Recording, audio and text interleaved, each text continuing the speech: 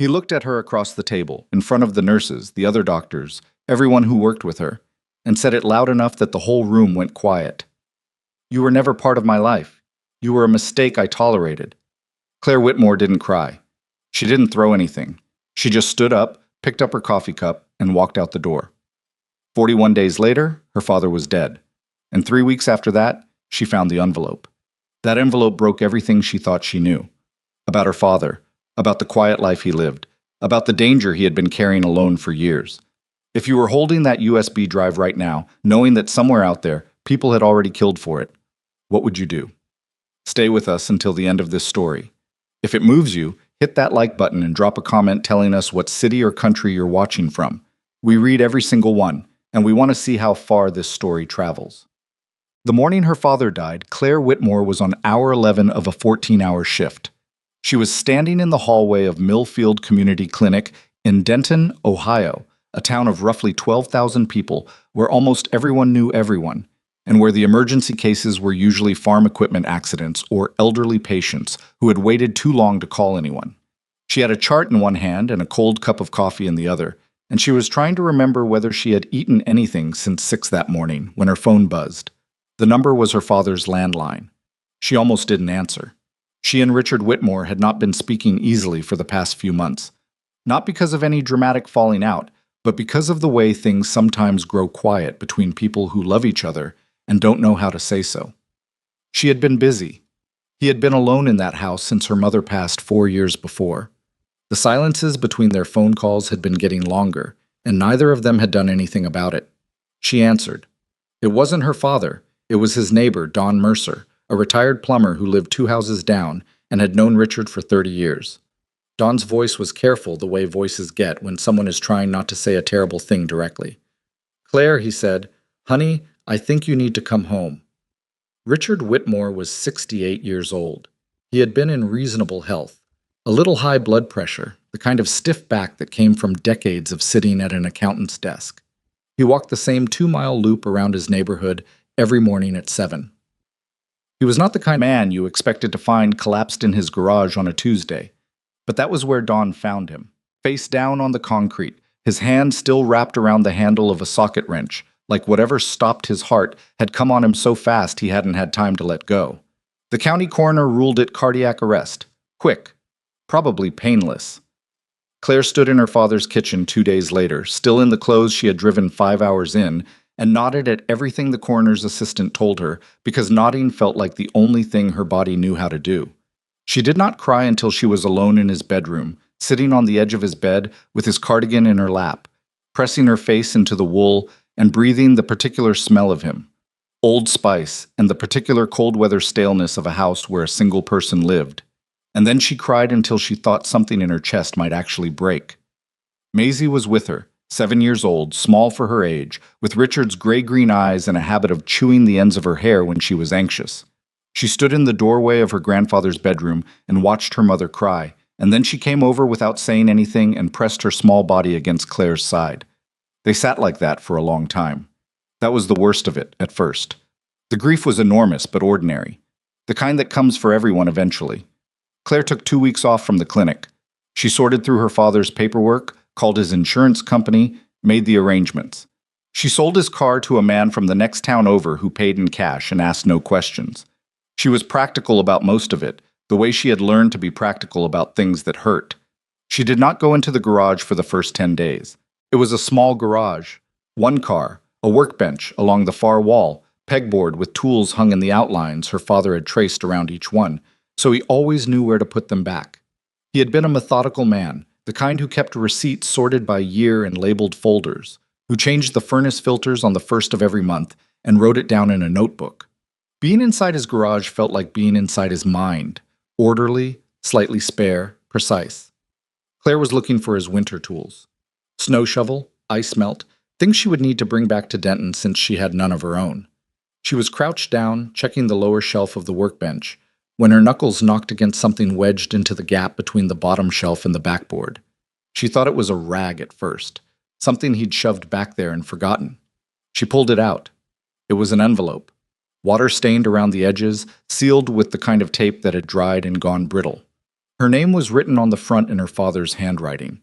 Not his normal handwriting, not the careful block letters he used for labels and lists.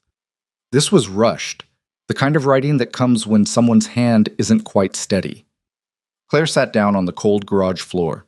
She did not open it right away. She sat there holding it in both hands, looking at her name in that shaky script, and felt something cold move through her that had nothing to do with the temperature. Inside was a USB drive, black, unremarkable, the kind you could buy in a gas station 20-pack, and a handwritten note on a single sheet of paper, folded in thirds. She unfolded it. If you are reading this, I am already gone. Do not go to the police. Find Vincent Blackwood. He will know what to do. Whatever happens, never let them know you have this. She read it 3 times. Then she sat there in her dead father's garage for a very long time, turning the USB drive over and over in her fingers, listening to the wind move along the outside of the house. Vincent Blackwood. She had not heard that name in over a decade. She had not let herself think about it, the same way you don't let yourself think about certain rooms in a house that unsettle you. 11 years ago, she had been 26. Home from her residency for Thanksgiving, tired and overworked and glad to be somewhere that smelled like her mother's cooking. Her father had invited a guest, unusual because Richard Whitmore did not often invite people he knew from work to family dinners. He had introduced the man simply as an old associate. Vincent. He was not a warm person. He was tall and dark-suited, and he sat at the end of the table with the particular stillness of someone who was always watching the exits. He didn't make small talk. He didn't compliment the food. He answered direct questions with short answers and asked none of his own. Claire's mother, a woman who could pull conversation out of a stone wall, had faltered twice trying to engage him and finally given up. Claire had caught him watching her once when she was passing the breadbasket. Not the way men sometimes looked at young women. Something else. Assessing. The way you looked at a situation you were calculating. She had thought, whoever this man is, he is not safe.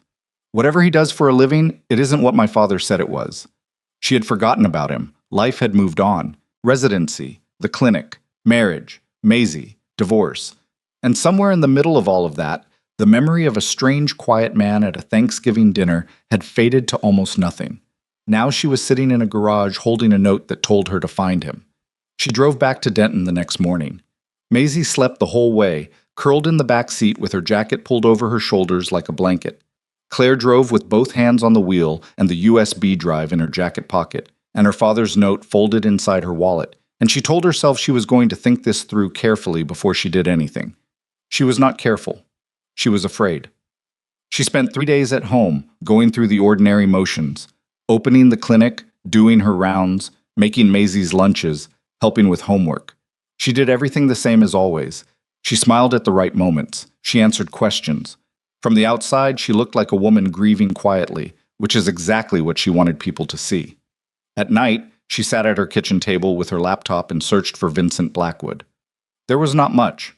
A name in an archived business directory, associated with a holdings company in New York that no longer seemed to be operating. A single photograph, blurry, taken from a distance, attached to a news article about a federal investigation that had been dropped 8 years ago due to insufficient evidence. The article didn't name him directly. He was referred to as an associate of the firm. Claire stared at the photograph for a long time. Older than the man she remembered, silver coming in at his temples. Same stillness, even caught in a photograph, even blurry. Like the camera itself had been uncertain about capturing him. She found a contact number buried in an old business registration that still appeared in a cached document. She didn't know if it still worked. She wrote it on a piece of paper and held it in her hand for an hour before she picked up her phone. She typed the number in. Did not save it as a contact, stared at it. Then she typed a message. My father was Richard Whitmore. He left something behind with your name on it. I need to understand what I'm holding. She pressed send. Then she put the phone face down on the table and went to check on Maisie, because doing anything at all felt better than sitting still. The reply came 40 minutes later. 2 words. I know. Claire read it standing in the hallway outside Maisie's room. She read it 3 times. Then she went into the bathroom and ran the cold water over her wrists because her hands were shaking. He knew. He already knew. He knew her father was dead, and he knew she had found something. And those 2 words told her that whatever her father had been involved in, it was not over. It had not ended in that garage with a man falling to a concrete floor with a socket wrench in his hand. It was still going. She went back to the kitchen. She sat down. She typed back, "Then you know why I'm reaching out." A longer pause this time. 12 minutes. "Where are you?" She thought about the fact that she was not supposed to trust this man, that her father's note said find him, not trust him, that those were different things. She typed, "Why?" No reply for 23 minutes. She counted. She was not proud of how closely she counted. Then, "Because they will look for what your father left behind. They are already looking. You need to understand that before you do anything else." She sat with that for a moment. Then she typed, "Come find me yourself. If you know who I am, you know where I am." She expected him not to answer. She expected him to push back, to ask for an address, to negotiate. She was a woman who had spent years in emergency medicine learning to read situations quickly, and she had assessed this one as something she needed to approach with both hands, visible and no sudden movements. 2 days later, at 7:15 in the morning, there was a knock at her front door. She was standing in her kitchen in her hospital clothes, already running late, with Maisie's backpack half-packed on the counter and a piece of toast going cold in the toaster. When she opened the door, she had a travel mug in one hand and was already forming the words for whoever it was. The mail, a neighbor, something ordinary. It was not ordinary.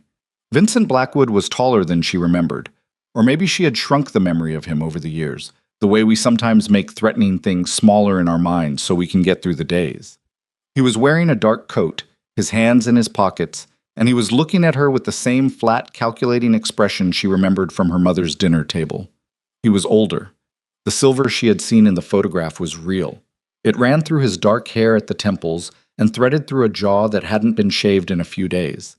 There were lines in his face that hadn't been there 11 years ago.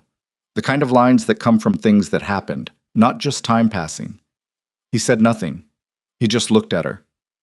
"You didn't have my address," she said. Her voice was steadier than she expected. "No," he said. "So how—" "Your father gave it to me," he said. "A long time ago. In case something happened." She stared at him. "He planned for this," she said. It wasn't a question, but Vincent answered it like one. "Your father was the most careful man I ever knew," he said. "He planned for everything." Behind her, Maisie's voice came from the hallway. "Mom, who is it?" Claire turned without stepping back from the door. "Go get your backpack, baby. We're leaving in 5 minutes." She heard Maisie's footsteps retreat.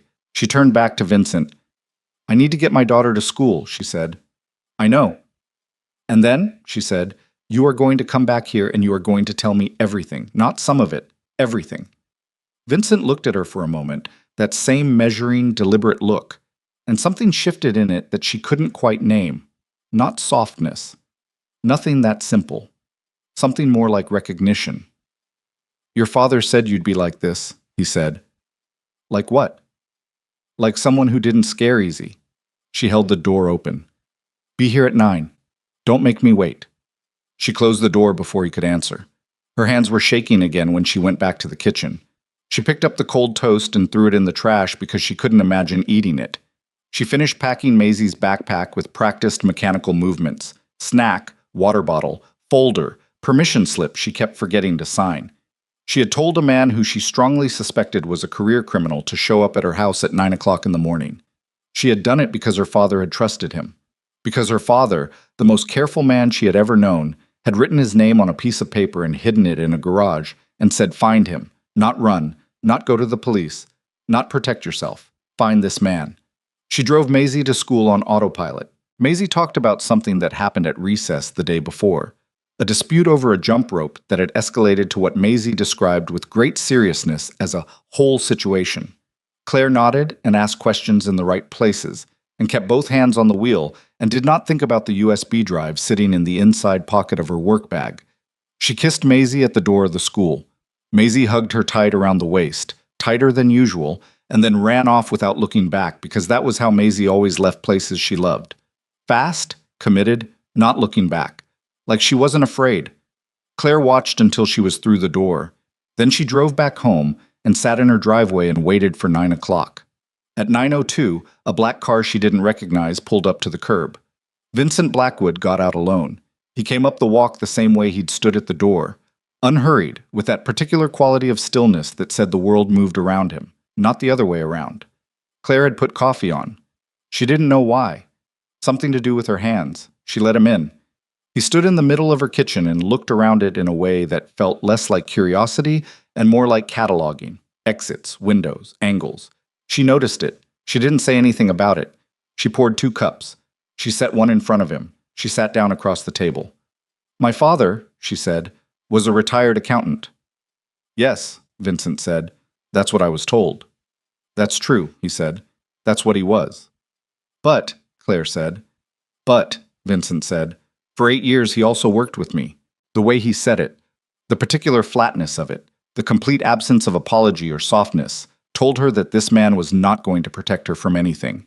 He was going to tell her the truth because that was what she had asked for, and he didn't see the point of doing anything else. She wrapped both hands around her coffee cup. "Tell me," she said. And he did. The man her father had been investigating was named Damien Crosswell. Claire knew the name vaguely, the kind of name you saw in the business section, attached to real estate developments and charity galas, and the particular kind of wealth that got its own magazine profiles. A billionaire, a philanthropist publicly, a man whose name was on 3 hospital wings and a university scholarship fund. Vincent laid it out without drama and without embellishment. Damien Crosswell's legitimate empire was the cover for something much older and much darker. Money laundering on a scale that most people couldn't imagine. Not a few million here and there, but billions. Moving through shell companies and real estate deals and construction projects so complicated, it took a forensic accountant 8 years to trace it. That forensic accountant was Richard Whitmore. "He came to me," Vincent said. Not the other way around. He found the first thread. He knew what it connected to. He knew if he went to the police, Damien would know about it within 24 hours. "Because Damien has people in the police," Claire said. "In the police. In the prosecutor's office. In the federal system." Vincent said it without inflection, like he was reading from a document. "Your father was not a naive man. He knew where the safe places were and where they weren't. So he came to you." "He came to me." She looked at him across the table. "And what are you exactly? That you would be safer than the police?" The corner of Vincent's mouth moved. It wasn't quite a smile. "I'm someone Damien Crosswell is afraid of," he said. "And I have been, for a very long time." Claire thought about the photograph she had found, the dropped federal investigation, the company that no longer existed, the kind of paper trail that suggested a man who was very good at being difficult to look at directly. "My father trusted you," she said. "He trusted you enough to put your name on a piece of paper and hide it in his garage in case he died." "Yes." "Why?" Vincent was quiet for a moment, long enough that she thought he might not answer. "Because I kept my word to him," he said finally. "Every time I told him something would happen, it happened. Every time I told him he was protected, he was. For 8 years." He paused. "I didn't keep him alive. I failed at that. But everything else, everything I promised him, I kept." The kitchen was very quiet. Claire could hear the refrigerator humming, the sound of a car going slowly past outside. Ordinary sounds, the sounds of her ordinary life. And underneath them, something she could feel more than hear, the awareness that the ordinary part was already over. "The USB drive," she said. "What's on it is everything he collected," Vincent said. 8 years of records, every transaction, every coded communication, every name." He looked at her steadily. "It's enough to bring down everything Damien built. Everything. But my father never delivered it. He died before our last meeting." She looked at him. "Did Damien kill him?" Vincent didn't look away. He didn't give her a softened version. He held her gaze and said nothing, which was the most truthful answer he could have given. The coffee cup felt very cold in her hand suddenly, though she hadn't noticed it cooling. "Then what happens now?" she said. "Now," Vincent said, "we finish what your father started." She looked at him across the table. This man who was feared by people she would never meet. This man who had sat at her mother's dinner table 11 years ago and watched the room like a soldier. And she thought about Maisie in school right now, probably arguing about jump ropes, completely unaware that her mother was sitting here making a decision that would change every day that came after this one. "There's one condition," Claire said. Vincent waited. "My daughter," she said. "Whatever happens next, Whatever you're planning, whatever this costs, Maisie comes through it. You understand me? I don't care about anything else. My daughter comes through this safe." Vincent looked at her for a long moment. Then he said, "That was also your father's condition." She felt something crack open in the back of her throat. She didn't let it show. "Then we understand each other," she said. Outside, a cloud shifted.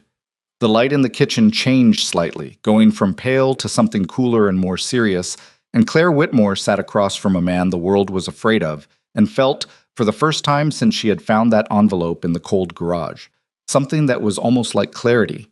Her father had not left her a burden. He had left her a fight. And he had left her, in his careful, precise, Richard Whitmore way, exactly the person she would need to fight it. Vincent did not leave right away. That was the first thing that surprised her. She had expected him to take the USB drive and go, to fold back into whatever world he came from, give her a phone number to call if something happened, and disappear. That was how she had imagined it in the 2 days between his first message and his arrival at her door. A brief, transactional meeting, an exchange of information. Two people who needed something from each other, getting it and separating. Instead, he sat at her kitchen table and drank his coffee and asked her questions. Not about the drive. Not about her father's note or the files or Damien Crosswell. He asked about the envelope.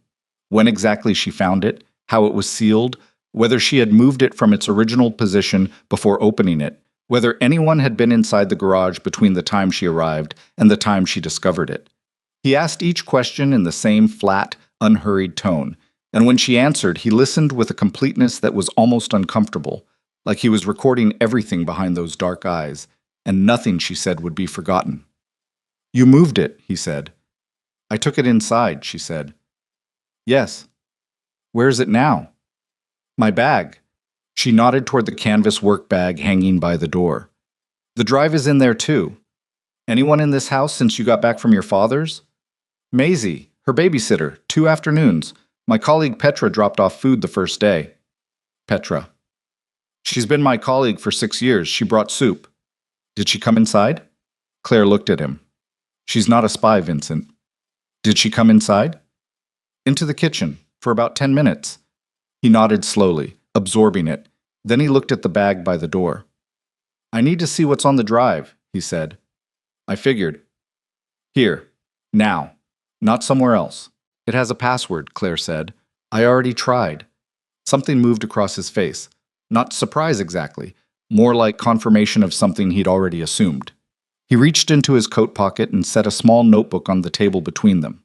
The cover was worn smooth, the corners bent. It looked like it had been carried in that pocket for years. "Your father gave me the decryption key," he said, "in pieces, over time. I have the first half.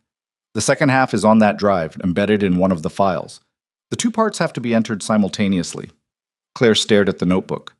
"He didn't trust you with the whole thing," she said. "No," Vincent said, and his voice had something in it she hadn't expected, something that might have been respect, if respect could sound slightly like a bruise. "He didn't trust anyone with the whole thing, including me." She got the bag. She set the laptop on the table and plugged in the drive. She watched Vincent open the notebook and find the page he was looking for. Covered in her father's handwriting, tight and cramped, the kind of notation that only made sense to the person who wrote it. "He always wrote like that," she said before she could stop herself. Like the words were trying to get away from him. Vincent looked at the page for a moment. He said writing it helped him think. "It did," she said. "He used to make lists of everything. Grocery lists, task lists. He kept a journal for 30 years. "I know," Vincent said. She looked at him. "He told me about the journals," Vincent said. Not elaborating, just stating. She thought about her father sitting at this man's table somewhere, she didn't even know where, talking about his private habit of writing things down. The strangeness of it caught in her chest. Her father had known this man well enough to talk about the journals, well enough to trust him with half a decryption key, well enough to write his name on a piece of paper and hide it in a garage. And he had never once mentioned him after that Thanksgiving dinner. "You're going to have to explain to me," she said carefully, "what exactly you are to each other, what you were." "Later," Vincent said. "Not later, now, before I let you put anything into my laptop." He looked at her. The measuring look again. She was getting used to it, though it still put her teeth on edge. Your father and I had an arrangement, he said. He wanted to expose Damien Crosswell. I wanted Damien Crosswell exposed. We needed each other. That's not what I asked. I know. What are you to each other? She said again, slower this time, like she was giving him a chance to hear it properly. Not professionally, as people. The pause was longer than any he had taken so far. He looked at the notebook in his hands. His thumb moved across the worn corner of the cover. He was my friend, Vincent said. The only one I had left. The kitchen was very quiet. Claire nodded once, slowly. Then she turned back to the laptop. Show me the key, she said. It took 22 minutes. The first attempt failed, not because the key was wrong, but because the sequence had to be entered in a specific order that Vincent had written in a personal shorthand that he had to translate as he went. The second attempt got further and then stalled on the embedded half. The third attempt worked. The drive opened. Neither of them spoke for a moment. The file structure was enormous. Hundreds of documents, organized in her father's methodical way, labeled with codes that meant nothing to her at first glance, but clearly meant something to the man sitting beside her. She could feel Vincent's attention shift the moment the files appeared on screen. The particular stillness of him changed, became something denser, more focused, like a room when the air pressure drops before a storm. This is more than he told me about, Vincent said quietly. Is that good or bad? He scrolled slowly through the file tree, not opening anything yet, just looking at the structure, at the sheer volume of it. It's more than enough, he said. It's more than anyone would need. So we take it to the federal investigators, Claire said. You have contacts. We don't move on this today. She looked at him. Why not? Because opening this drive created a trace, he said. He said it without looking at her, still scrolling slowly. Your father built in a notification protocol. It was his insurance, a way of proving the files existed and had been accessed, with a timestamp. It goes to a secure server. That sounds like a good thing. It is, he said. And it isn't. He stopped scrolling. He looked at her. Because Damien's people have been looking for this drive for 3 weeks. They know what your father had. They know he hid it somewhere. And if they have anyone monitoring traffic from that server, and there is a reasonable chance they do, they now know the drive has been accessed. Claire stared at him. So by opening it, she said, we just told them we have it. Possibly, he said. Not certainly, but possibly. The refrigerator hummed. The morning light through the kitchen window had gone flat and gray, the sky outside shifting towards something that looked like rain. How long? She said. To confirm whether the trace was picked up? Hours, maybe less. And if it was picked up, then they will begin looking for the access point. She stood up. She walked to the window. She looked out at her ordinary street, the Hendersons' minivan parked crookedly in their driveway, the way it always was. The maple tree in front of number 42 that still had a broken branch from last winter's ice storm that nobody had dealt with yet. Maisie gets out of school at 3:15, she said. I know. She turned around. Don't say that. Don't keep saying you know things about my life like it's supposed to make me feel better. It doesn't make me feel better. Vincent absorbed this without reaction. I'm sorry, he said. It surprised her, the directness of it. No qualification, no explanation, just the 2 words. She turned back to the window. I need to think. You have some time. Not much. How much?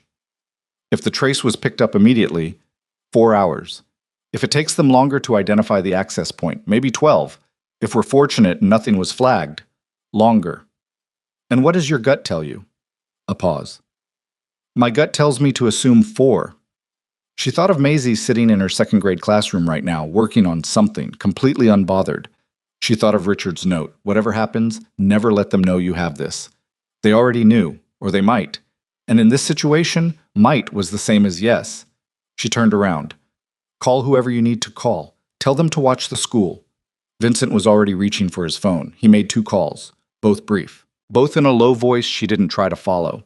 He used no names on his end, spoke in a tone that was neither warm nor cold, gave information in short bursts, and then listened. The second call lasted less than a minute. He put the phone in his pocket. There are 2 people watching the school already, he said. There were 2 people watching your house before I arrived this morning. She felt her stomach drop. You put surveillance on me before I came to your door, yes. Without telling me. Without telling you, he confirmed. She stood very still. She felt the anger come up in her throat, clean and hot and specific. That's my life, she said. My daughter's school. You don't get to make decisions about my life without... I made the decision your father would have made, Vincent said. His voice stayed even, but there was something underneath it that wasn't quite patience, something that had its own edge. You had contacted me. You were holding evidence that Damien Crosswell has had people searching for since your father died. What would you have had me do? Ask me, she said. You could have asked me. And if I had asked you, he said, and you had said no, and something had happened to your daughter in the time it took to persuade you, would that have been better? She opened her mouth, closed it. He wasn't wrong. She hated that he wasn't wrong. Next time, she said, you ask. Next time, he said, I'll ask. It wasn't a concession. It was more like an acknowledgement that they were in territory now where both of them would have to adjust. She sat back down. She looked at the files still open on her laptop screen. Tell me about Damien Crosswell, she said. Not the legal case. Tell me what he's actually like. Vincent looked at her. Why? Because I want to understand what my father spent 8 years fighting, she said. And I want to understand why a man like you needed a retired accountant to do it. A long pause. Vincent reached for his coffee. Cold now, but he drank it like that was irrelevant.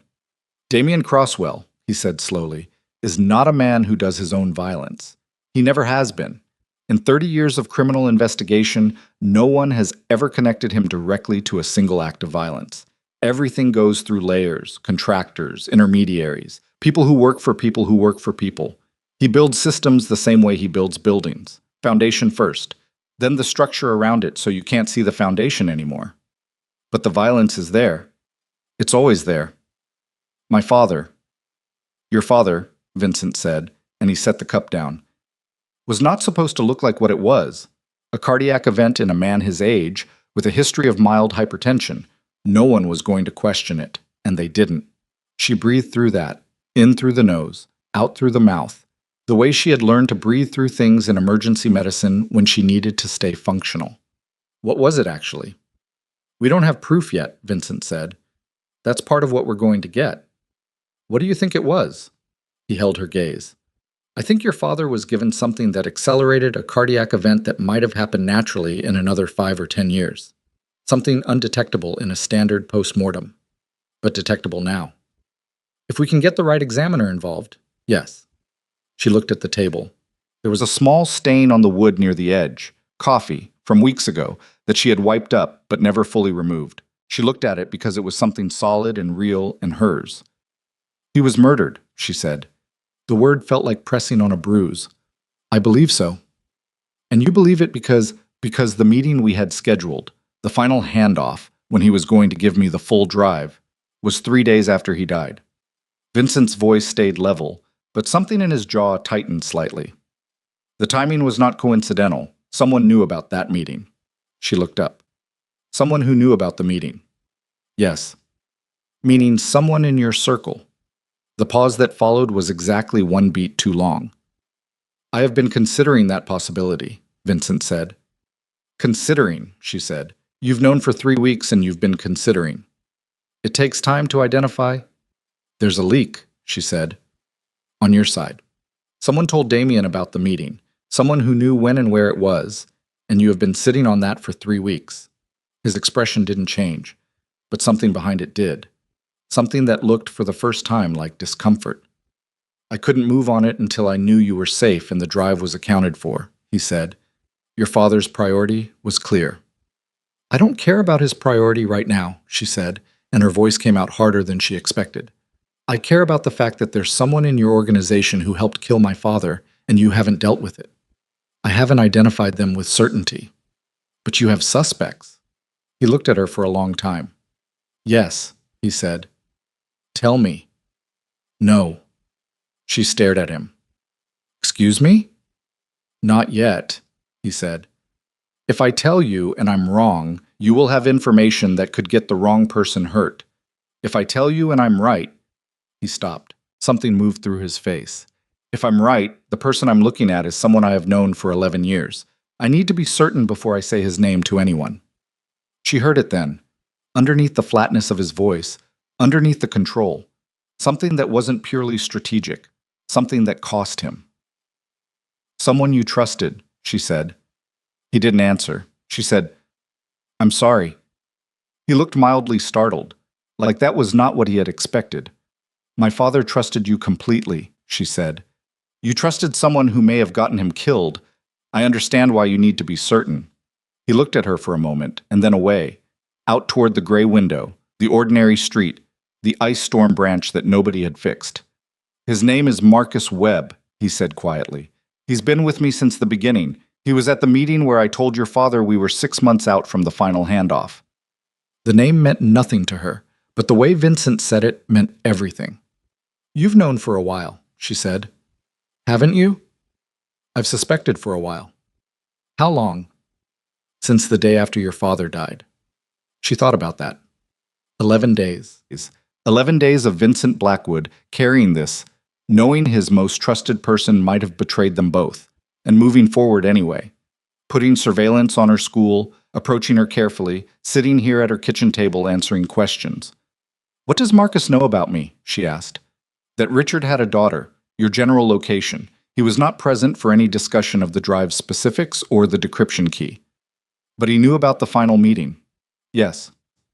So he knows the drive exists. Yes. And if Damien's people picked up the trace from opening it, then Marcus will know the drive has been accessed, Vincent said. And he will tell Damien, and Damien will send people here. She pressed both hands flat on the table. She looked at them. The hands she used for medical work, steady under pressure, by years of training, currently not entirely steady. Then we need to move, she said. Yes. The drive needs to go to someone Damien can't reach, Vincent said. Someone inside the federal system who is not connected to any of the people Damien owns. You have someone like that. I have someone I believe is like that, he said. Belief and certainty are not the same thing in this situation. Who is it? An investigator. Her name is Sandra Holt. She has been building a parallel case against Damien for 4 years, independent of any local law enforcement, through a specific federal division that Damien's reach hasn't penetrated, as far as I can determine. How do you know her? She came to me, he said, 3 years ago. She had pieces of the picture. I had other pieces. We exchanged what we could without fully trusting each other. And you trust her now? I trust that she wants Damien in prison more than she wants anything else, he said. And I trust that she is smart enough to understand that moving without the complete evidence would mean he walks. She has too much invested to compromise it. Claire looked at the laptop screen. At the hundreds of files her father had spent 8 years building. When do we contact her? She said. Not yet, Vincent said. The moment I contact Sandra, the timeline accelerates. Once she has the drive, she moves. She has to. The evidence would compel it. And when she moves, Damien will know within...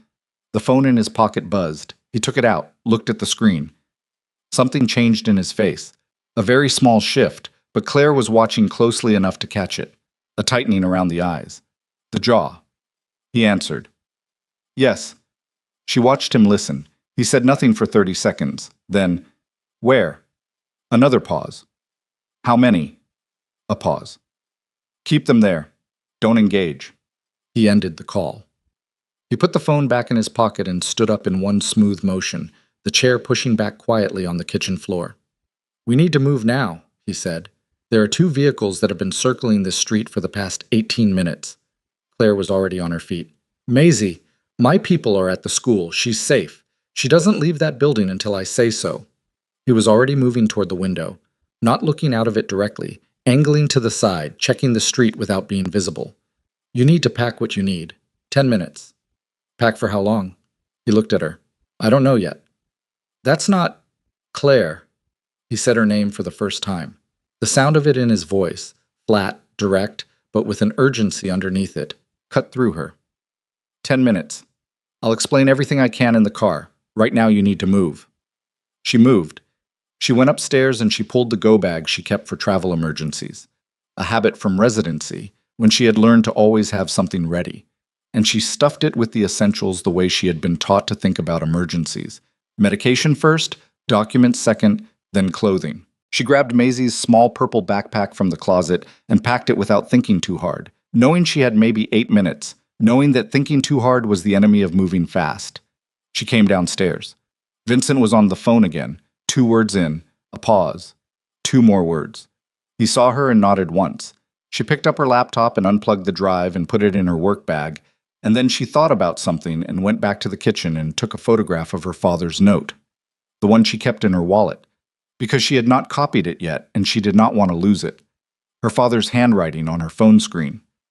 Find Vincent Blackwood. He will know what to do. She put the phone in her pocket. Ready, she said. Vincent looked at her. The 2 bags on her shoulder, the steadiness in her face that was costing her more than he could see. Your father was right about you, he said. Don't, she said. He nodded. He moved toward the back of the house. The car is 2 streets over. We go through the yard. They went through the yard. The grass was wet from the morning and the sky was fully gray now, the kind of flat Ohio cloud cover that turned everything the same color. Claire's shoes were not made for moving through wet grass, but she moved through it anyway, following Vincent's pace, unhurried enough not to look like flight, fast enough to cover ground. At the back fence he paused, checked something on his phone, looked left along the alley behind the houses. Clear, he said, and held the gate. She went through. Halfway down the alley, her own phone buzzed. She looked at it without slowing. A text from a number she didn't recognize. We know what you're carrying, Dr. Whitmore. Leave it outside your front door and go back inside. This doesn't have to touch your daughter. She stopped walking. Vincent stopped 2 steps ahead of her. He turned. He saw the look on her face and held out his hand without asking. She gave him the phone. He read the message. His expression did not change. But something about the way he handed the phone back to her was different. A particular careful control, like a man setting down something very heavy so he didn't break the floor. They're trying to separate you from the drive, he said. I know, she said. I know what they're doing. Do you want to stop? He said. And for the first time since he'd appeared at her door, his voice was completely direct. No flatness, no strategy, just a question asked at the level where questions actually live. You can still hand me the drive and walk away. Take Maisie and go somewhere. I will finish. Don't, she said. Claire, they threatened my daughter, she said. This doesn't have to touch your daughter. She said it quietly, not as a question, as a statement about what she had just decided. It already touched my daughter. The moment they wrote that sentence, it was already too late to walk away. Vincent looked at her for a moment. Then he turned and kept walking. She followed.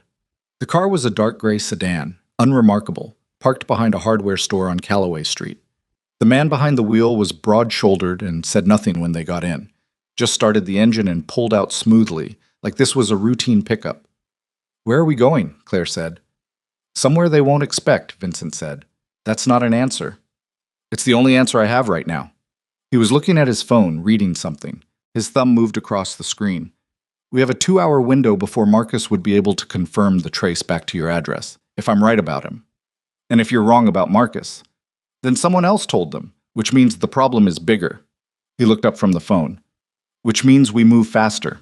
She held her work bag against her chest. Inside it, the drive. Inside the drive, 8 years of her father's careful, solitary work. The car turned onto the highway and accelerated into the flat gray distance of the Ohio morning, and Claire Whitmore looked out the window at the passing ordinary world, gas stations, billboards, the particular bleakness of a Midwestern highway in November, and understood, with a clarity that left no room for comfort, that she had crossed something she could not uncross. The envelope in the garage had been the door. She had walked through it, and somewhere behind her, in a town she had built her whole quiet life inside of, 2 unmarked vehicles were circling her empty street, and the people inside them were looking for something that was currently pressed against her ribs in a canvas bag, and they were not going to stop looking. Her father had known this was coming. He had planned for it. He had left her the exact person she needed. He had done everything a careful man could do to protect her from the consequences of what he knew, and it still hadn't been enough to protect himself. She pressed her hand flat against the bag, felt the faint edge of the drive through the canvas. Whatever happens, he had written, never let them know you have this. They already knew, which meant the only direction left was forward, all the way through to the end her father had been building toward for 8 years and never lived to see. She looked at Vincent in the seat beside her, the silver at his temples, the lines in his face, the phone in his hand, the weight of a decision she could see him carrying even now. the name Marcus Webb, and 11 years of trust, and the particular grief of being betrayed by someone you chose. Marcus, she said. He looked at her. When this is over, she said, what happens to him? Vincent looked at her for a long, still moment. Then he turned back to the window. He didn't answer. And the silence that followed told her everything she needed to know about the kind of world she had just stepped all the way into. The car rode for 40 minutes before anyone spoke again. Claire watched the highway unroll ahead of them, the flat Ohio landscape giving way to something slightly more rural, the exits getting farther apart, the gas stations and fast food signs thinning out. The driver, whose name she still didn't know, kept a steady 70 miles an hour and checked his mirrors more than strictly necessary. Vincent sat beside her with his phone in his hand and did not look at it. He looked straight ahead, and whatever was happening inside that stillness, she could not read it. Maisie was safe. She repeated that to herself at intervals. The way you repeat a thing, you need to stay true. Vincent's people at the school. 2 people, he had said, already watching before he knocked on her door. Her father's name on a piece of paper in a garage, pointing toward this man, who had been 3 steps ahead from the beginning. Her father had trusted him. She was trying to do the same. The car turned off to the highway at an exit with no signage. She recognized and moved through a series of county roads, 2-lane, tree-lined, the kind of roads that existed purely to connect small towns to other small towns with nothing much in between.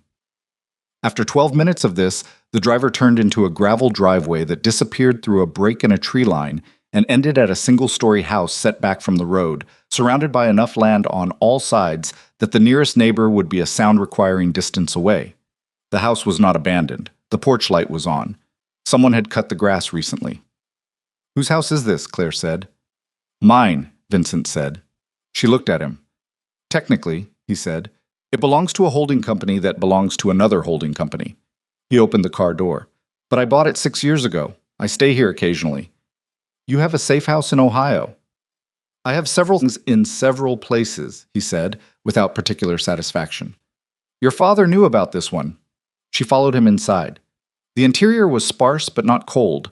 A living room with a couch and 2 chairs arranged without decoration. A kitchen that had the particular look of a room used occasionally but maintained carefully. A hallway that presumably led to bedrooms. No personal objects on any surface. No photographs. Nothing that said someone lived here so much as something that said someone had thought carefully about what a functioning space required. A man was waiting in the kitchen. He was younger than Vincent by at least 15 years.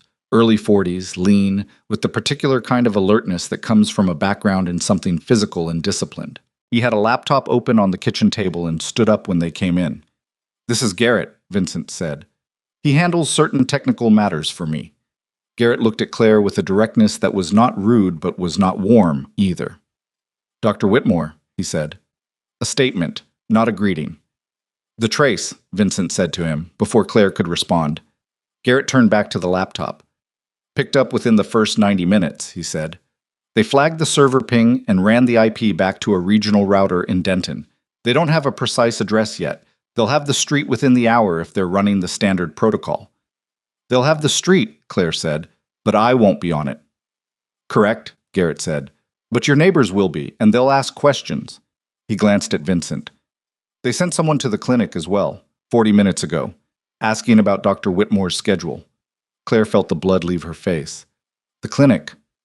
Your colleague, Petra Simmons, told them you'd taken additional bereavement leave. She didn't give them anything useful. Garrett paused. She doesn't appear to know anything. Claire pressed the heel of her hand against her sternum. Petra, who had brought soup. Petra, who had stood in her kitchen for 10 minutes with her coat still on because she hadn't planned to stay, just to drop off the food, because that was the kind of person Petra was. They approached her in person, Claire said. Outside the clinic, yes. Which means they're not worried about being seen. Which means, Vincent said from behind her, they're past the stage of being careful. They want the drive, and they want it quickly. He moved to the table and looked at Garrett's screen. The vehicle's on her street. 2. Both rentals. Both registered to different names that don't exist. They left the street about 20 minutes ago, probably once they confirmed she wasn't in the house. Garrett clicked something. One of them is currently sitting outside the school. The word school arrived in Claire's chest like a physical thing. Maisie, she said. My people are inside, Vincent said. He was already on his phone. She does not leave the building. No one gets to her. He turned partially away and spoke into the phone in a low, rapid voice. Claire stood in the middle of the kitchen and breathed. She was a doctor. She had stood in the middle of situations that required her to keep functioning when her body wanted to shut down. Not because she was especially brave, but because the training had gone deep enough that it overrode the panic at the critical moment. She deployed that now. Inventory the situation. What do you have? What do you need? What's the next actionable step? She had the drive. She had Vincent, whose value she still could not fully calculate, but who had not so far been wrong about anything. She had no idea if Maisie understood any of what was happening, which was the one mercy. Garrett, she said. He looked at her. The files on the drive, she said. My father organized them in a specific structure. Can you tell from looking at the file tree whether anything is missing, whether there are gaps? Garrett glanced at Vincent, who had his back to them, still on the phone. I can try, Garrett said. She pulled the drive from her bag and set it on the table. They worked for 35 minutes.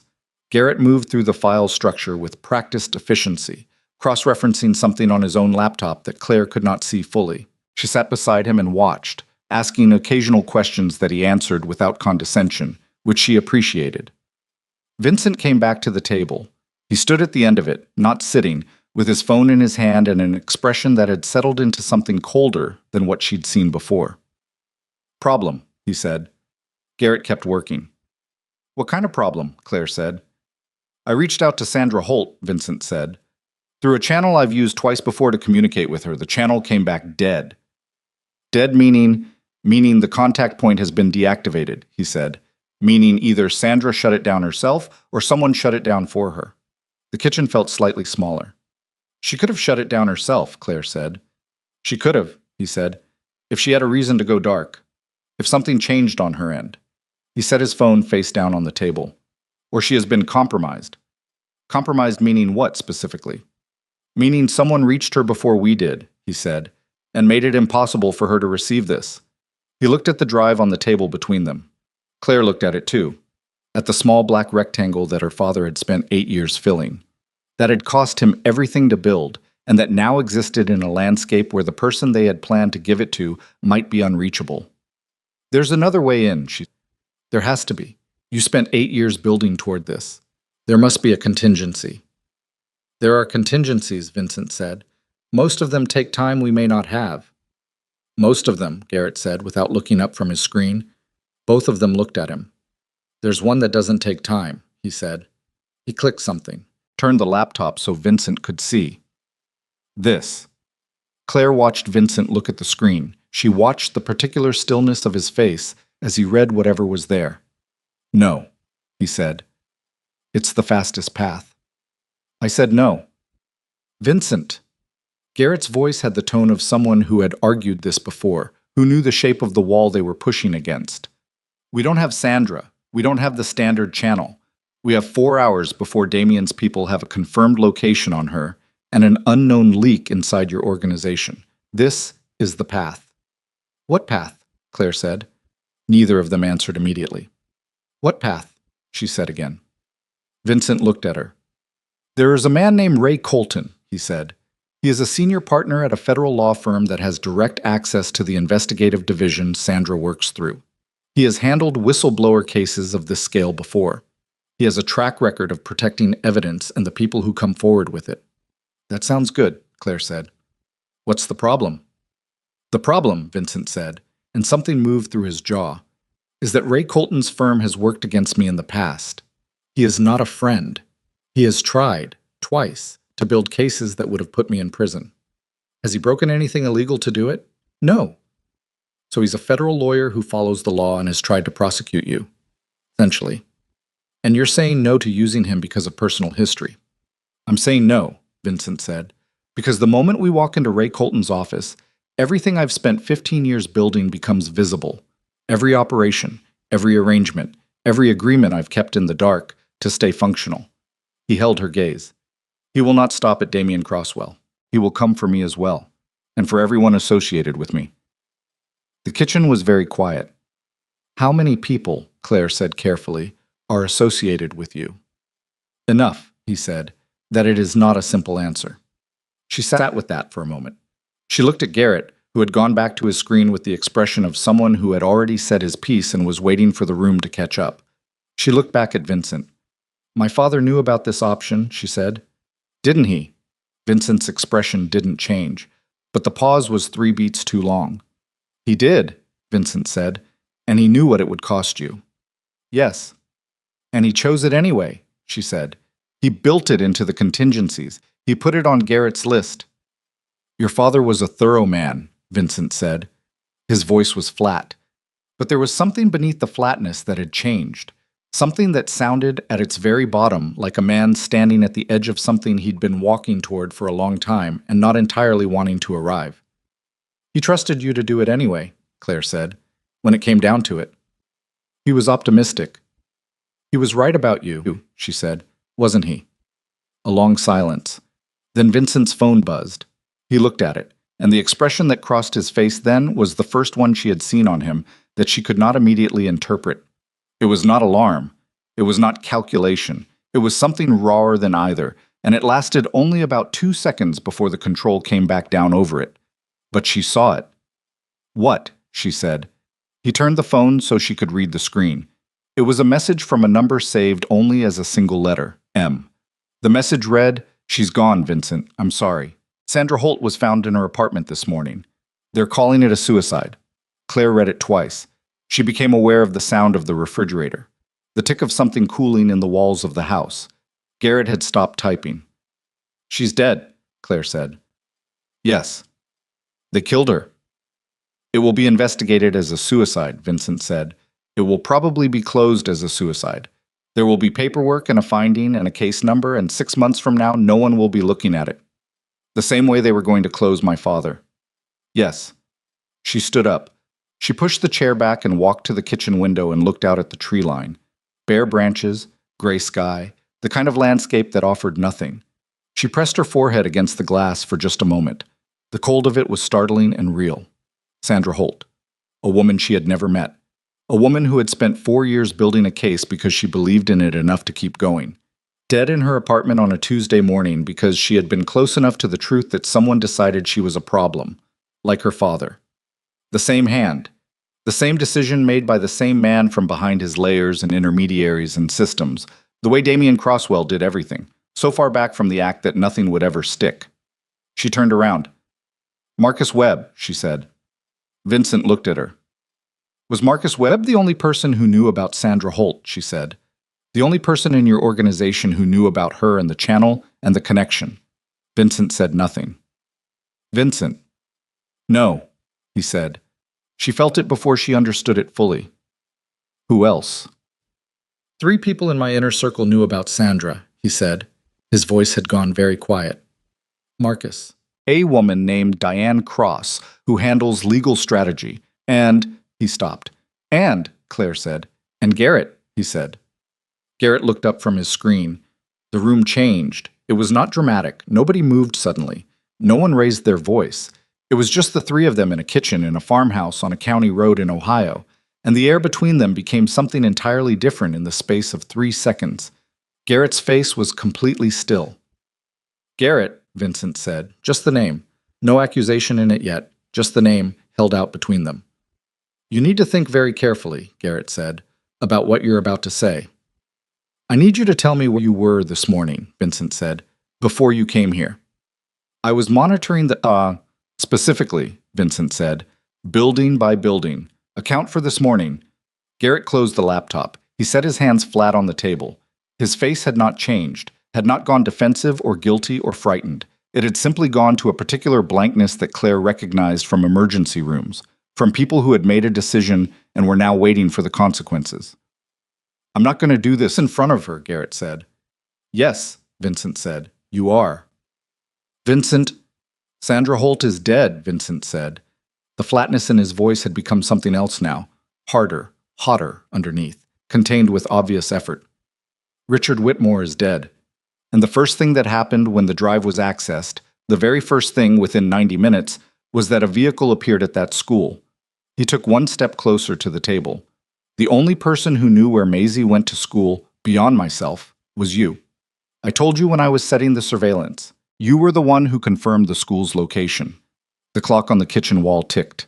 Claire stood very still. She could feel her heartbeat in her fingertips. Garrett looked at Vincent, then he looked at Claire. And the thing that moved across his face then, so briefly she almost missed it, was not guilt and not defiance. It was something that looked almost like sorrow, like a person who had been carrying something for a long time and was exhausted by the weight of it. I didn't touch Sandra, he said. But you knew she was going to be touched, Vincent said. Garrett said nothing. You knew, Vincent said, and his voice dropped lower, which was worse than if it had gotten louder, and you did not come to me. I couldn't come to you, Garrett said, because I didn't know what you'd do. Because the people who came to me... He stopped. His hands pressed flat against the table. They told me if I came to you, they would make what happened to Whitmore look gentle compared to what they do to my family. My daughter is 9 years old, Vincent. They knew her name. They knew her teacher's name. The silence lasted a long time.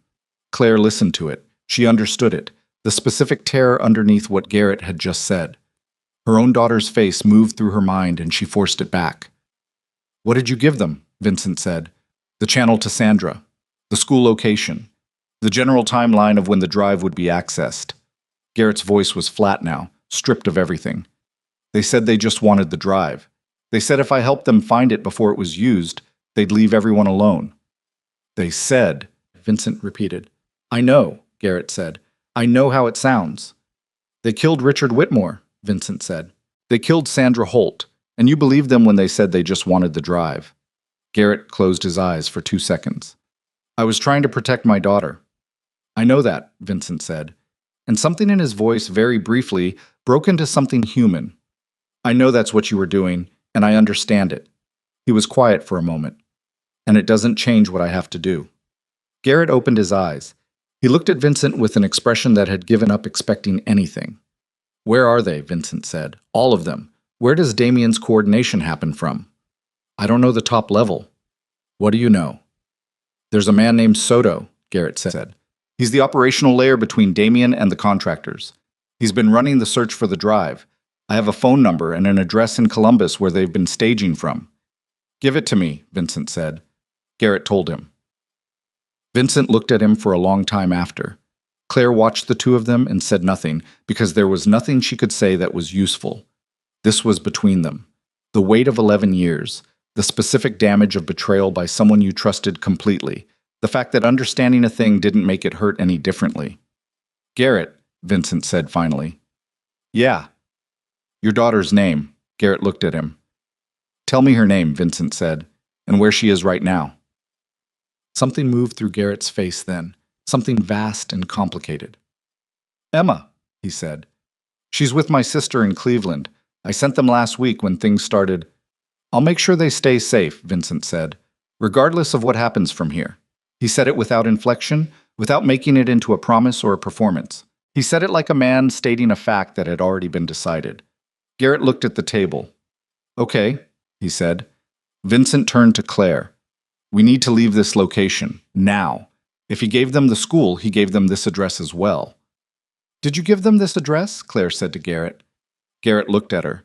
Yes, he said. Yesterday. Before I knew you'd already moved the drive. Yesterday. Before she had even known this house existed. How long ago did you last contact them? Claire said. This morning, before I came here. So they know we're here, she said. They know I was bringing you here, he said. They may have assumed it fell through when I didn't confirm. May have, she said. Yes, he said. May have. She looked at Vincent. We need Maisie. I know. We need her now, not in 20 minutes. Now. I'm calling. He already had the phone to his ear. She picked up her bag. She picked up the drive. She had a thought and turned back to Garrett. The files, she said. You were looking at the file structure when this happened. Did you see anything? Any gap? Anything missing? Garrett looked at her. The sorrow in his face was still there, underneath everything else. There's a subfolder marked with a triple asterisk, he said. It's encrypted separately from the rest. Heavier encryption, something your father built on top of the drive's main layer. I don't know what's in it. My father built a room inside the room, she said. Yes. She thought about her father, the most careful man Vincent had ever known. A man who planned for everything, including the possibility that even his most trusted ally might be compromised. A man who trusted no one with the whole thing. Is the separate encryption tied to anything external? She said. Does it need a second key the same way the main drive did? I think so, Garrett said, but I didn't find a notation for the key in any of the files I could access. She stood very still. Her father had hidden half the decryption key with Vincent. He had hidden the drive itself in the garage. He had written a note with one name on it. He had left her exactly what she needed to find the next step, if she was looking for it. Because Richard Whitmore did not leave loose ends. Richard Whitmore labeled things. Richard Whitmore made lists. She thought about his journals. 30 years of journals, written in tight, cramped handwriting in whatever notebooks he could find. She had left them in the house. She had sorted through his papers and his files and his organized folders, and she had stacked the journals in a box in his study because she couldn't look at them yet, and she wasn't ready to throw them away. She had left them in the house in her father's town, the house that was currently being watched. Vincent, she said. He lowered the phone. Maisie is in the car, 10 minutes from here. I need to get back into my father's house, she said. He stared at her. There are journals, she said. 30 years of them. He left the second key somewhere in those journals. I know it. He would have hidden it where only someone who knew him would know to look. That house is being watched. I know. Going back there is not something I can protect you through, he said. Not with the resources I currently have, with Garrett out of commission, with Damien's people mobile. I'm not asking you to protect me through it, she said. I'm telling you what I need to do. You figure out how. He looked at her with that measuring expression. Then slowly, something shifted in it. The same thing she had seen briefly in her kitchen that morning when he had said her father was right about her. We pick up Maisie first, he said. She doesn't sit in a car. Agreed. And then we plan this properly. Not fast. Properly. You have until we reach Maisie to come up with a plan, she said. That's the timeline. Vincent looked at her for one more second. Then he moved toward the door, and she followed, and behind them Garrett sat at the kitchen table with his hands still flat on the surface, looking at the middle distance like a man trying to figure out the precise moment when things had gone irrevocably wrong. The gravel crunched under their feet, the gray sky pressed down. And Claire Whitmore, who had walked into a garage 3 weeks ago looking for a snow shovel, got into a car and accepted, fully and without flinching, that the woman who had walked into that garage was someone she could no longer afford to be. Something harder was required now. Something her father, in his careful way, might have seen coming. She pressed the drive against her ribs and felt the car accelerate down the county road, and she thought, whatever is in that second room, whatever my father hid inside the thing he was already hiding, it is the piece that changes everything, and it was sitting in a box in a house full of people who wanted to make sure it was never found.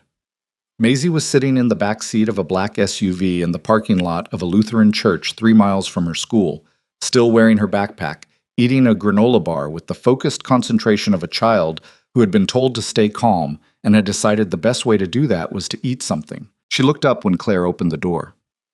Mom, she said, not frightened, assessing, the same gray-green eyes her grandfather had, reading the situation the way Richard Whitmore would have read it, taking inventory before reacting. Hey, baby. Claire got in beside her and pulled the door shut. You okay? The men said there was a family emergency, Maisie said. They said you sent them. I did. Maisie looked past Claire's shoulder at Vincent, who had gotten into the front seat. She studied him with the particular directness of a 7-year-old who had not yet learned to pretend she wasn't looking. Who is he? She said. He was a friend of Grandpa's, Claire said. Maisie considered this. She took another bite of the granola bar. Is the emergency because of Grandpa? Claire looked at her daughter. The crumbs on her jacket, the way one sock had slid down inside her shoe, the small face doing the work of staying steady. Yes, Claire said, but we're going to be okay. I need you to trust me. I do trust you, Maisie said, as if this were obvious. Where are we going? Somewhere safe for a little while. Do I have homework? It can wait. Maisie finished the granola bar. She folded the wrapper into a precise rectangle the way her grandfather had always folded things, a habit she had picked up from him without either of them ever discussing it. Claire watched her do it and felt something crack quietly in the back of her chest. The car moved. Vincent made 2 calls in the front seat, his voice low and specific. Claire caught fragments, a street name, a reference to a window that was a 2-hour window, and the word Columbus said twice in a tone that turned it into something other than a city. She leaned close to Maisie. "Can you put your headphones in for a little while? I need to talk to the man in front." Maisie pulled her small headphones from the front pocket of her backpack with the efficiency of a child who spent a lot of time in cars. She put them in. She found something on her tablet. Within 90 seconds, she was absorbed. Claire looked forward. "Columbus," she said quietly. "The address Garrett gave me," Vincent said. "Soto runs the operation from a commercial property on the east side. A distribution warehouse, on paper. It's where they've been coordinating the search." "That's where we need to go." "That's where I need to go," he said. "You need to go to your father's house." "We already talked about this." "We talked about the journals," he said. "The plan was always for you to get the journals while you walk into a warehouse full of Damien's people with what exactly?" she said. "You said yourself your resources are compromised. Garrett is out. Marcus Webb is still out there. Who exactly is going with you?" "I have 2 people I trust completely," he said. "They're meeting me in Columbus." "2 people. They're sufficient." She looked at him. She thought about Sandra Holt in her apartment. She thought about what sufficiency looked like when Damien Crosswell decided it was time to stop being careful. "The journals," she said. "If the key is in there and I can get to it, we have everything we need for Ray Colton. The complete package. Everything my father built." "Yes." "And if I can't get to it because Damien's people are still watching the house?" "They may have pulled back," Vincent said. "After the trace went cold, they may have assumed the drive was moved out of the area entirely. They don't know about the journals." "They don't know about the journals yet," she said. "If Garrett told them about the second encrypted folder." "Garrett didn't know about the journals," Vincent said. "Your father kept the contingencies in separate compartments. I didn't know about the second folder until Garrett told us 20 minutes ago." She looked out the window. The Ohio countryside was giving way to something more populated. The outskirts of a larger town, box stores and traffic lights, and the ordinary machinery of people's lives moving alongside them without any awareness of what was in this car. "I'm not going to my father's house without you," she said. "Claire, 2 things have to happen," she said. "The journals and Columbus. That's the whole thing. And we have 1 day, maybe less, before Damien's people figure out where we are." She kept her voice even and low, below the sound of whatever Maisie was watching. "You can't be in 2 places, so we do Columbus first, together, and then the house." Vincent was quiet. "You said 2 people you trust completely," she said. 3 people plus you is better than 2 people plus you." "You're not—" "I'm not what?" she said. "A combatant? I'm a trauma physician. I've kept people alive in situations that would make your people flinch. I know how bodies fail. I know how to stay functional when every instinct says shut down." She held his gaze in the rearview mirror. "Don't tell me what I'm not." Vincent looked at her in the mirror for a long moment. Then he turned back to the road. "Columbus," he said, "and then the house." "Yes," she said. "You do exactly what I tell you when I tell you. As long as what you tell me makes sense. It will. Then we have an agreement." They drove. The 2 people Vincent trusted completely turned out to be a woman named Roz, who was approximately 50, with the forearms of someone who did physical work and the eyes of someone who did not sleep easily, and a man who introduced himself only as Cole, younger, quiet, with a stillness that reminded Claire uncomfortably of Vincent himself, the kind of stillness that wasn't peace but was something that had been built over peace after peace had been taken away. They met in the parking lot of a truck stop outside Columbus, late afternoon, the sky going orange at the edges and the air carrying the cold that came in fast in Ohio once the sun started dropping. Maisie had fallen asleep in the back seat, headphones still in, tablet gone dark in her lap. Claire had covered her with a jacket and gotten out of the car. Roz looked at Claire with assessment rather than welcome. "You're the doctor," she said. "Yes." "Vincent says you're coming in." "Yes." Roz looked at Vincent. "That complicates the extraction if something goes sideways." "She's not extraction," Vincent said. "She stays back and maintains communication." "I thought I was—" Claire started. "You're our eyes on the outside," Vincent said. He looked at her with something that was not negotiation. "Maisie is asleep in that car. Someone has to be with her. Someone has to be on the outside of the building in communication with us in case the approach fails, and we need an alternate exit." He let that settle. This is not me sidelining you. This is the operation as it has to work. She looked at Maisie through the car window, her daughter asleep, one shoe half off, completely unaware. Fine, she said, but I want real-time communication. I hear everything. You hear everything, he said. Rose pulled a small earpiece from her jacket and held it out. Claire took it. The warehouse was on Meridian Industrial Drive, a long, flat, utilitarian stretch of commercial properties east of the city, the kind of street that existed in every American city, where the buildings were designed to be functional and nothing else, and the only light came from security floods mounted high on the walls. The property Garrett had identified was a mid-sized warehouse with a painted-over sign above the loading dock that might have said something about freight in a previous life. There were 2 vehicles in the lot, both dark, both backed in, the way people parked when they wanted to leave fast. Claire sat in the truck stop parking lot, with Maisie asleep in the back and the earpiece in and her phone on her knee, and she listened. Vincent and Roz and Cole moved on foot from 2 blocks east, using the service alley. She knew this because she could hear their breathing in the earpiece, controlled, steady, the particular rhythm of people who were doing something they had done before. Vincent's voice came low. Southeast corner, 1 visible. Ross, north side. A pause. Cole, loading dock. She gripped her phone. Her heart was doing something she didn't entirely have control over. Not panic, not quite, but the cousin of panic, the thing that happened right before you had to make your hands work regardless. She checked Maisie. Still asleep. 2 inside the dock, Cole's voice in the earpiece. 1 near the south window. Soto, Vincent said. Is he on site? Blue sedan at the far end, Roz said. It's registered to a shell company tied to Damien's construction group. He's here. A silence. Then, we move in 4 minutes. Claire sat and breathed. She had treated gunshot wounds. She had worked car accidents where people came in pieces, and she had kept the pieces viable until the surgeons could do their work. She knew exactly how fast a human body could fail and how much damage it could sustain while still being pulled back. This knowledge was not currently comforting. It was the opposite of comforting. It told her precisely what could go wrong in a warehouse in Columbus in the next 4 minutes. Vincent, she said into the phone. I'm here, he said. Come back out, she said quietly. Whatever happens in there, come back out. A pause. Working on it, he said. Then the sound changed. Movement, a door, the particular echo of an interior space. And she stopped talking because talking meant he might miss something. What followed was 9 minutes that she could not fully reconstruct afterward. Not because she wasn't listening, but because sound without sight created a kind of controlled terror that fragmented memory at the edges. She heard raised voices. Not Vincent's, other voices. Someone issuing an order in a tone that expected compliance.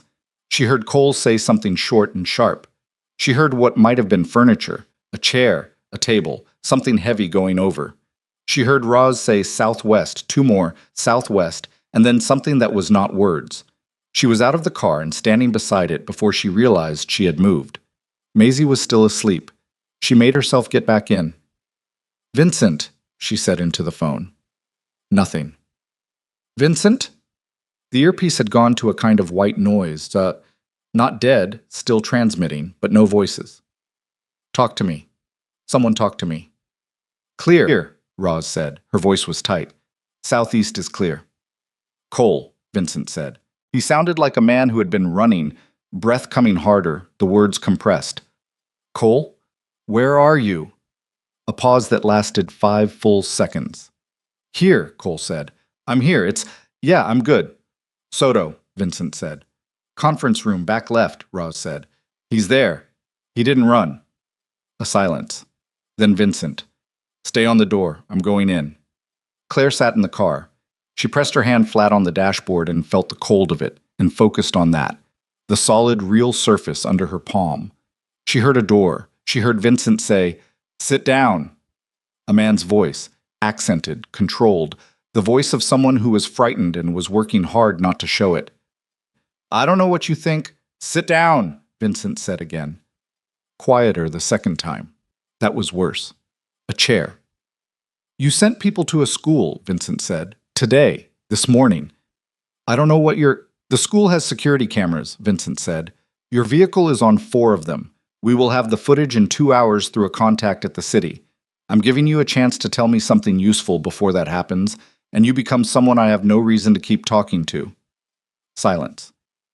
Damien Crosswell, Vincent said. The operation to recover Richard Whitmore's evidence. Walk me through the structure. Who knows what? If I tell you that, the man, Soto, said, I'm dead. If you don't tell me, Vincent said, you're still dead. The difference is what happens to your family in the preceding period. He said it without heat. That was the thing that made it land. The complete absence of theatrics. Just a fact, stated. A very long silence. Then Soto started talking. Claire listened. She heard it all. The architecture of what Damien had built, as Soto understood it. The financial routing that Richard had spent 8 years documenting. The names, 3 names she didn't recognize, and one she did. A city councilman from a town 2 hours from Denton who had appeared at her father's funeral and said he was sorry for her loss, and she had thanked him without thinking. The reach of it was larger than she had understood, even after everything Vincent had told her. It went into local government and state contracting and 2 federal departments whose names she knew from news coverage and had always vaguely trusted. And there was something else. Something Soto said near the end, in the particular tone of a man releasing something he had been holding for a long time, because holding it had become more dangerous than letting go. The Whitmore job, Soto said. I didn't run the Whitmore job. I know who ran it, Vincent said. No, Soto said. You think you know. You think it was Webb. It wasn't Webb. Silence. Webb was a delivery system, Soto said. He passed information. He didn't make decisions. The decision to move on Whitmore, the timing, the method, that came from inside. Inside Damien's operation, Vincent said. Inside yours, Soto said. The earpiece was completely silent. Claire stopped breathing. That's not possible, Vincent said. His voice had changed. Not broken, but something underneath the control had shifted, like a load-bearing wall that had taken a hit. Webb didn't know about the final meeting, Soto said. He passed contact information and the school location. That's all he had access to. The meeting location, the specific address where Whitmore was supposed to hand off the drive, came from someone who knew the operational details. Someone at the top of your structure. There is no one at the top of my structure who knew that address, Vincent said. I chose it the day before. I told one person. Silence. Who? Soto said. A pause that lasted long enough that Claire counted it. 4 seconds, 5, 6. Diane Cross, Vincent said. Diane Cross, Soto said, has been on Damien's payroll for 3 years. The car felt very small. Claire sat in it with Maisie asleep beside her and the earpiece in and the cold pressing in through the window seals, and she heard Vincent Blackwood, the most controlled man she had ever encountered, go completely silent for the first time. Diane Cross, the woman who handled legal strategy, the woman who was one of 3 people in Vincent's inner circle who had known about Sandra Holt. The woman who had known the meeting location because Vincent had told her. The woman who had been with him long enough that telling her would have felt like thinking aloud. Does Damien know where she is right now? Vincent said finally. His voice was different now, still controlled. But the quality of it had changed, something colder, something that had moved past what Claire had seen before into territory she didn't have a name for. She reports twice a day, Soto said. Noon and 6. She hasn't reported since noon. What time is it? Vincent said. 5:40, Roz said from somewhere near the door. 20 minutes, Vincent said. She reports in 20 minutes. A pause. Where does she report to? A secure line, Soto said. I have the number. Give it to me. Claire heard it. A number recited slowly, read from something. She typed it into her phone. Then Vincent said, Roz Cole. A pause. Get him somewhere secure. Don't hurt him. He's useful. Footsteps. Movement. Claire, Vincent said. I'm here, she said. Are you still at the truck stop? Yes. I'm coming to you, he said. Stay there. He came out of the warehouse 7 minutes later. Cole was with him, walking steadily but with one hand pressed against his side in a way that told her something had happened to his ribs. Roz came separately, from the north side, and she had a cut above her eyebrow that had bled down the side of her face and dried there. Claire was already out of the car. She had the small medical kit from her work bag. She always carried one, habit from residency. And she intercepted Cole first because he was favoring the right side and she needed to know if it was just ribs or something worse. Let me see, she said. I'm fine. Let me see. She pressed her fingers along his rib cage with practiced precision, watching his face. He hissed once, sharply, at the fifth rib. Cracked, not broken. You'll breathe through it. Don't let it make you shallow. Shallow breathing leads to fluid, and that's worse. She moved to Rose. Head down. Roz bent forward with the patient compliance of someone who recognized competence. Claire examined the cut. 2 centimeters, not deep enough to need stitches, but close. She cleaned it with what she had and pressed a small butterfly closure over it. You're a doctor, Roz said, like she was confirming something she'd been told but hadn't believed until now. Yes, Vincent said. He's occasionally right about things. Claire stepped back. She looked at Vincent, who was standing slightly apart from the others, on his phone, with his back to the car and his shoulders set in a way that radiated something she recognized now as the posture of a man containing something that wanted to come out much louder. She waited until he put the phone down. He turned. There was a bruise developing along his left jaw, not a punch, something that had caught him at angle, the kind of thing that would stiffen up badly by morning. His coat had a tear in the left shoulder. He was holding himself with the precision of someone who had learned to perform physical composure even when their body was arguing. Diane Cross, she said. Yes. Where is she? She's in Columbus, he said. She came out here 3 days ago. Said it was to manage the legal exposure around the federal investigation. She handles that kind of thing for me, the legitimate side of what I do. He stopped. I thought she was protecting my interests. She was protecting someone's interests. Yes. She reports in... Claire checked her phone. 12 minutes. I know. If she doesn't report, Damien knows something went wrong. I know. And if Damien knows something went wrong, he runs, Vincent said. He destroys what he can, moves assets, creates distance. We lose him. Everything your father built becomes evidence without a defendant. She looked at him. The bruise on his jaw. The torn coat. The thing behind his eyes that she had seen arrive in the warehouse recording and hadn't left since. You need to get to her before 6, she said. Yes. And you need her to make the call, she said. Report in as normal. Buy us time. She won't do that voluntarily. Then you need to give her a reason to. Vincent looked at her. You have 9 minutes, she said. Do you know where she is? Yes, he said. She's staying at a hotel 2 miles from here. She doesn't know yet that Soto's facility has been compromised. Go, Claire said. You'll be... Maisie is in the car, she said. Rose and Cole are here. I'm a grown woman. Go. He went. Rose and Cole stayed with the car. Claire got back in beside Maisie, who had shifted in her sleep but not woken. The tablet had slid to the floor. Claire picked it up and set it on the seat. She sat in the parking lot of a truck stop outside Columbus with her daughter asleep beside her and the earpiece in. And she waited for a man she had known for exactly 1 day. A man who had sat at her mother's dinner table 11 years ago and frightened everyone in the room. To do something she still couldn't fully visualize, but that she had asked him to do anyway, because the alternative was worse. Her phone buzzed. Unknown number, she answered. Dr. Whitmore, said a voice she didn't know. My name is Diane Cross. I believe we should speak before your associate does something he'll regret. Claire went very still. I see you're not going to respond immediately, Diane said. Her voice was composed, not cold, not warm, the voice of a professional. That's fine. I'll speak. You listen. Where's Vincent? Claire said. In the hotel lobby, Diane said. He's watching me have this conversation. He doesn't know you're the one I'm calling. I told him I was calling Damien's emergency line. He's letting me do it because he thinks it will tell him something. A pause. It is telling him something, that I know he won't hurt me in a hotel lobby. Is that true? I think so, Diane said. He's angry. But Vincent Blackwood makes decisions with his head, not his stomach. That's always been his strength. Another pause. And his limitation. What do you want? Claire said. The same thing you want, Diane said. Damien Crosswell in a federal prison, permanently. Claire said nothing. You think I'm Damien's person? Diane said. I'm not. I'm nobody's person. I work for outcomes.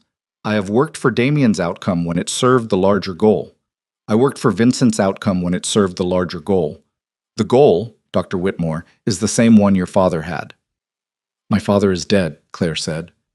I know, Diane said, and her voice shifted slightly, not dramatic, but real. I know he is, and I am sorry. I did not know what they were going to do to him. I would not have. She stopped. I am not asking you to believe that. I'm asking you to listen to what I'm offering. Say it, Claire said. I will make the 6 o'clock call, Diane said. I will tell Damien that the situation is stable, that the drive has not been located, that his operation is intact. I will buy you 48 hours before he begins to suspect anything is wrong. And in return, Diane said, when this is over and every name goes public, my name does not appear on the list of people who worked against you. That's not my call to make, Claire said. It becomes your call, Diane said, the moment you're the one holding the complete evidence package and deciding who to give it to. Sandra Holt is dead. There's no federal investigator waiting for this. You're going to need a lawyer. You're going to need someone who can shepherd this into the right hands in a way that makes it stick. A beat. I have spent 15 years learning exactly how to do that. I'm offering to do it. Claire pressed her hand against the door. The metal was cold through her palm. If you're telling the truth, she said, and you had nothing to do with my father's death, then you have nothing to lose by helping us regardless. If I help you and my name appears on the public list, Diane said, I have everything to lose. The people who paid me over the years are not all in Damien's network. Some of them are in places that will come after me quietly and efficiently when they see their names adjacent to mine. You want immunity. I want obscurity, Diane said. Those are different things. Maisie shifted in her sleep, made a small sound, settled. Claire looked at her daughter and thought about her father. About 8 years of meticulous documentation, of carrying a secret that eventually cost him everything, about what it meant to make a deal in a gray space when the alternative was losing the whole thing. Make the call, Claire said. Buy us the 48 hours. Get us to a place where we can use what we have. She kept her voice flat. If you do that, all of it, without deviation, I will make the case to the people receiving the evidence that your cooperation was instrumental. That's what I'm offering, Claire said. Take it or don't. A long pause. Make sure Vincent doesn't do anything foolish in the next 30 seconds, Diane said. He looks like he's considering it. The call ended. Claire exhaled. She pulled the earpiece out and looked at it in her palm. Small, unremarkable, a piece of plastic that had carried 9 of the worst minutes of her life into her ear, and then she put it back in. Vincent, she said. Here. His voice was clipped. He had heard something, but not everything. Let her make the call, she said. A pause. What did she say to you? I'll explain in the car. Let her make the call. A silence that lasted long enough she thought he wasn't going to do it. Then, fine. She heard distantly the sound of a woman's voice beginning a conversation in a controlled professional tone. The specific cadence of someone reporting in, all normal, nothing unusual, situation stable. She heard it and thought about her father sitting in his garage with a socket wrench in his hand, building something enormous and careful and invisible, while his daughter drove 5 hours away and became a doctor, and thought he was just a quiet man who lived alone. She thought about how wrong she had been. She thought about the journals in the box in his study. 30 years of tight, cramped handwriting, the second key hidden somewhere inside like the last thing he hadn't been able to give to anyone because he hadn't known yet who would need it. She needed it. They still had to go to her father's house, and they had 48 hours to do everything that had to be done before Damien Crosswell woke up to what was actually coming for him. The drive there was 2 hours. They left Cole with Roz in the truck stop. Cole's ribs needed rest, and Roz needed to monitor Soto in the warehouse to make sure no one came looking and found anything premature. Vincent drove. Diane Cross sat in the front passenger seat, which made the geometry of the car deeply uncomfortable. But she had made the call and she had bought them the time, and Claire had decided that practical usefulness outweighed every other feeling she currently had about the woman. Maisie woke up an hour in. She looked at Diane. She looked at the back of Vincent's head. She looked at her mother. Are we going to Grandpa's house? She said. Claire looked at her. How did you know? Because that's where you go when something happens, Maisie said, with the matter-of-fact logic of a 7-year-old. That's what you always said. You go to where the person was. Claire reached over and took her daughter's hand. Yes, she said. We're going to Grandpa's house. Maisie nodded. She leaned her head against Claire's arm. She did not ask anything else, which was either because she trusted her mother completely or because she understood more than a 7-year-old should have to, and Claire was not ready to find out which one it was. They reached Denton at 10:14 at night.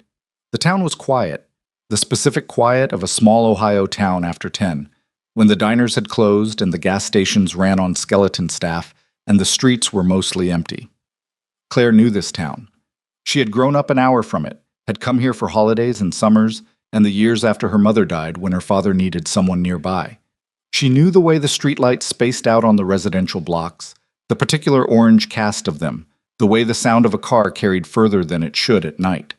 She also knew, 3 blocks from her father's street, that something was wrong. "There," she said. Vincent had already seen it. A car parked on the far end of her father's block.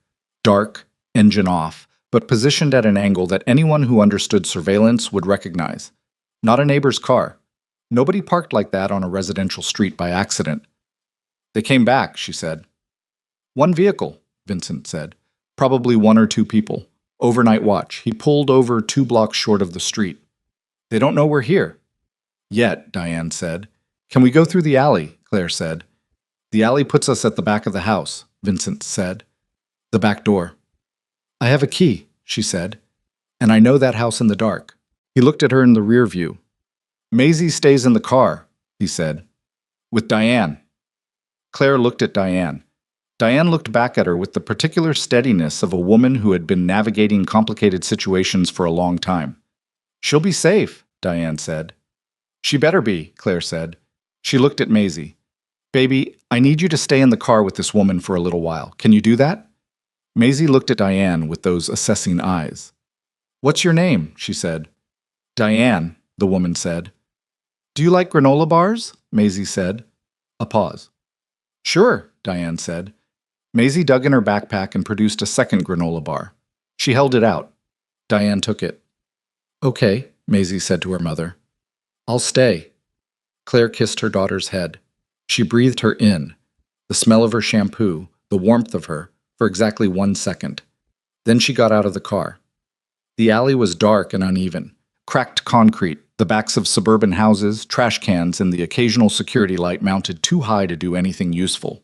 She had walked this alley as a teenager. She knew where the broken section was, knew to step left of the utility pole at the 3rd house down. Vincent moved behind her and slightly to her left. She didn't look back to check. She felt him there. The back gate of her father's house was the same wooden gate it had always been, the latch stiff in cold weather, the way it had been stiff every winter since she could remember. She lifted the latch with both hands the way she always had, one hand steadying the gate, one hand pulling the latch up and toward her, and it opened without noise. The garage door was to the left. The back door of the house was directly ahead, 6 steps up a small wooden porch. She put the key in the lock. The house smelled the same, Old Spice and cold weather staleness, and something she could only describe as him, the specific olfactory signature of her father's existence in these rooms, and her body understood it before her mind did, and her throat closed briefly, and she swallowed hard and kept moving. She knew where the study was. She went directly there, in the dark, because she knew this house better than she knew her own. The box was on the floor by the bookshelf where she had left it. She crouched and opened the flaps and felt in the dark for the journals. Stacks of them, the spiral-bound notebooks her father had used for 40 years, the particular texture of them unmistakable. She pulled out her phone and turned the flashlight on low, shading it with her hand. She had to think like her father. Where would he have hidden something in 30 years of journals that only someone who knew him would find? Not in the most recent journal, too obvious. Not in the oldest, too far from the time frame of what he was protecting. He would have put it somewhere in the middle, somewhere specific, somewhere that corresponded to a date that meant something. She thought. The year the investigation started. The year he first met Vincent. She found the journal from 8 years ago in the middle of the 3rd stack. She opened it. Her father's handwriting filled every page. She turned through it, scanning fast, looking for anything that broke the pattern. A page that felt different, a notation in the margin, a section that had been handled more than the rest. 30 pages in, she found it. A page that was not her father's usual daily writing. A page that had been carefully pasted. A single sheet, folded down to fit the journal page, taped at the edges, with the same dry tape that had been on the envelope in the garage. She peeled it carefully, unfolded it. Numbers. A sequence of characters in her father's handwriting, careful and precise, the block letters he used for important things, and beneath them, in smaller writing, for Vincent. He'll know the rest. She photographed it with her phone. She was folding it back when she heard it. A sound from the front of the house, specific and wrong. Not the creak of the house settling. The particular sound of a door that someone was trying not to make noise with and failing. They hadn't come through the back. They had come through the front. She looked up. Vincent was in the doorway of the study, and he had heard it too, and his face in the low flashlight glow was completely still. The specific stillness of someone switching modes, the way a room switches when you hit the breaker. He held up one finger. Then he pointed at the closet behind her. She shook her head. He looked at her. She held up the phone. The photograph of the key. He understood. He nodded once. She sent the photograph to his phone. She watched the sending bar move. She watched it complete. The sound from the front of the house became footsteps. 2 sets, she thought, maybe 3, moving through the living room toward the hallway. She was in the study. The study was at the end of the hallway. There was one way out of the study other than the door, the window, which opened onto the side yard, which connected to the alley. She looked at the window. She looked at Vincent. He took 1 step into the room and put himself between her and the doorway. "The window," he said, barely a sound. The window," he said.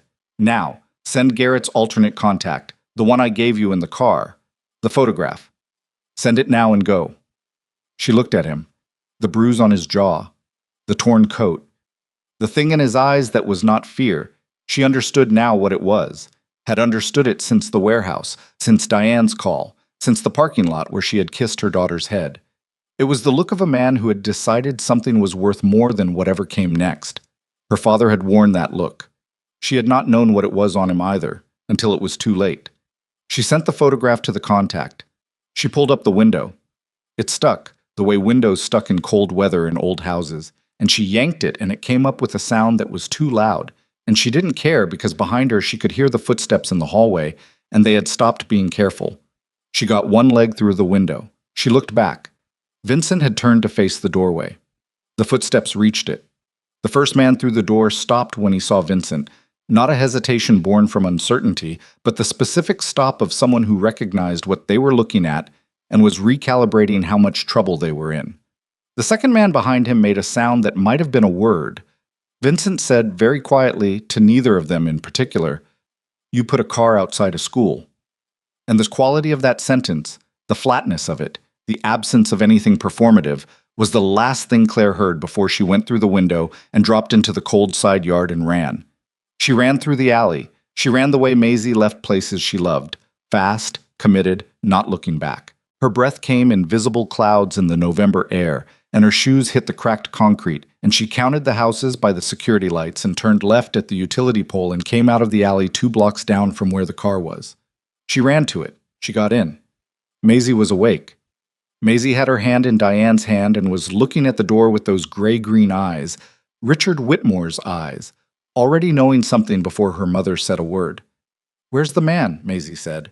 Claire was breathing too hard to answer. Diane was looking at her, reading the situation with the speed of someone who had done it many times. "Did you get it?" she said. "I got it," Claire said. "I sent it, both of you." She looked at her phone. The sends confirmed. The photograph was out. "We need to go." "Vincent?"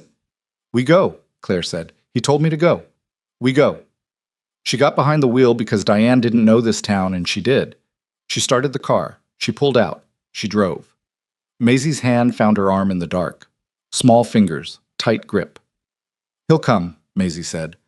Claire looked at the road, at the orange streetlights of her father's town going past on either side, at the dark ahead. "I know," she said. She didn't know. But she drove toward the thing that had to happen next, because there was no other direction anymore, and Richard Whitmore had not raised a woman who stopped when it was hard. He had raised someone who went all the way through. She drove for 6 minutes before her hands started shaking. Not the whole hand, just the fingers, a fine tremor she felt against the steering wheel, the kind her body produced when it had held too much tension for too long and was finally beginning to release it in the only way it knew how. She recognized it. She had seen it in herself after bad shifts, after the cases that went wrong, after the particular kind of emergency that required her to stay completely functional during the worst of it, and only showed her the bill afterward. She gripped the wheel tighter. Maisie had not let go of her arm. "Are you okay?" Maisie said. "I'm driving, baby." "That's not what I asked." Claire glanced at her daughter in the dark of the car. 7 years old, sitting up straight, her hand wrapped around her mother's forearm, with a seriousness that was entirely Richard Whitmore's. The gray-green eyes were steady. "I'm okay," Claire said. "I will be." Diane was in the passenger seat, her phone in her lap, her face angled toward the window. She was running calculations. Claire could feel it, the particular silence of a highly functional person processing options at speed. After 2 minutes of it, Diane said, "He'll get out." "You don't know that," Claire said. "No," Diane said. "But I know what he can do in a contained space against 2 men.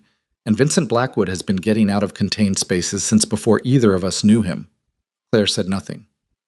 "The photograph," Diane said. "You sent it to me and to the contact number he gave you." "Yes." "The contact is Ray Colton's office," Diane said. Claire looked at her briefly.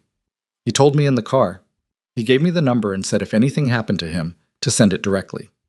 "If anything happened to him," Diane repeated. "Yes." Diane absorbed this.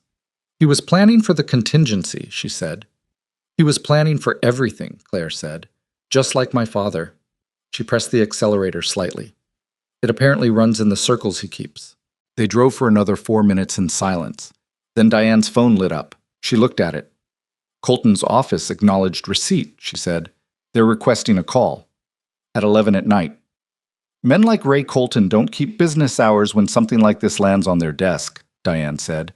"They keep the hours the evidence requires." She held the phone out. "Do you want to make this call, or do you want me to?" Claire looked at the road, at the dark ahead, at the headlights cutting through it. "Give me 5 minutes," she said. She found a gas station, the only one open this late on this stretch, its fluorescent lights a strange comfort against the dark. She pulled in. She parked away from the pumps, at the edge of the lot where the light got thin. She turned to Maisie. "I need to make a phone call," she said. "Can you stay in the car with Diane?" Maisie looked at Diane. Some negotiation was happening in her daughter's head. Claire could see the process of it, the same deliberate weighing that Richard had done before any decision. Finally, Maisie said, "Can I have another granola bar?" Diane, who had not smiled once since getting in the car, almost did. "I don't have one," she said, "but I'll owe you one."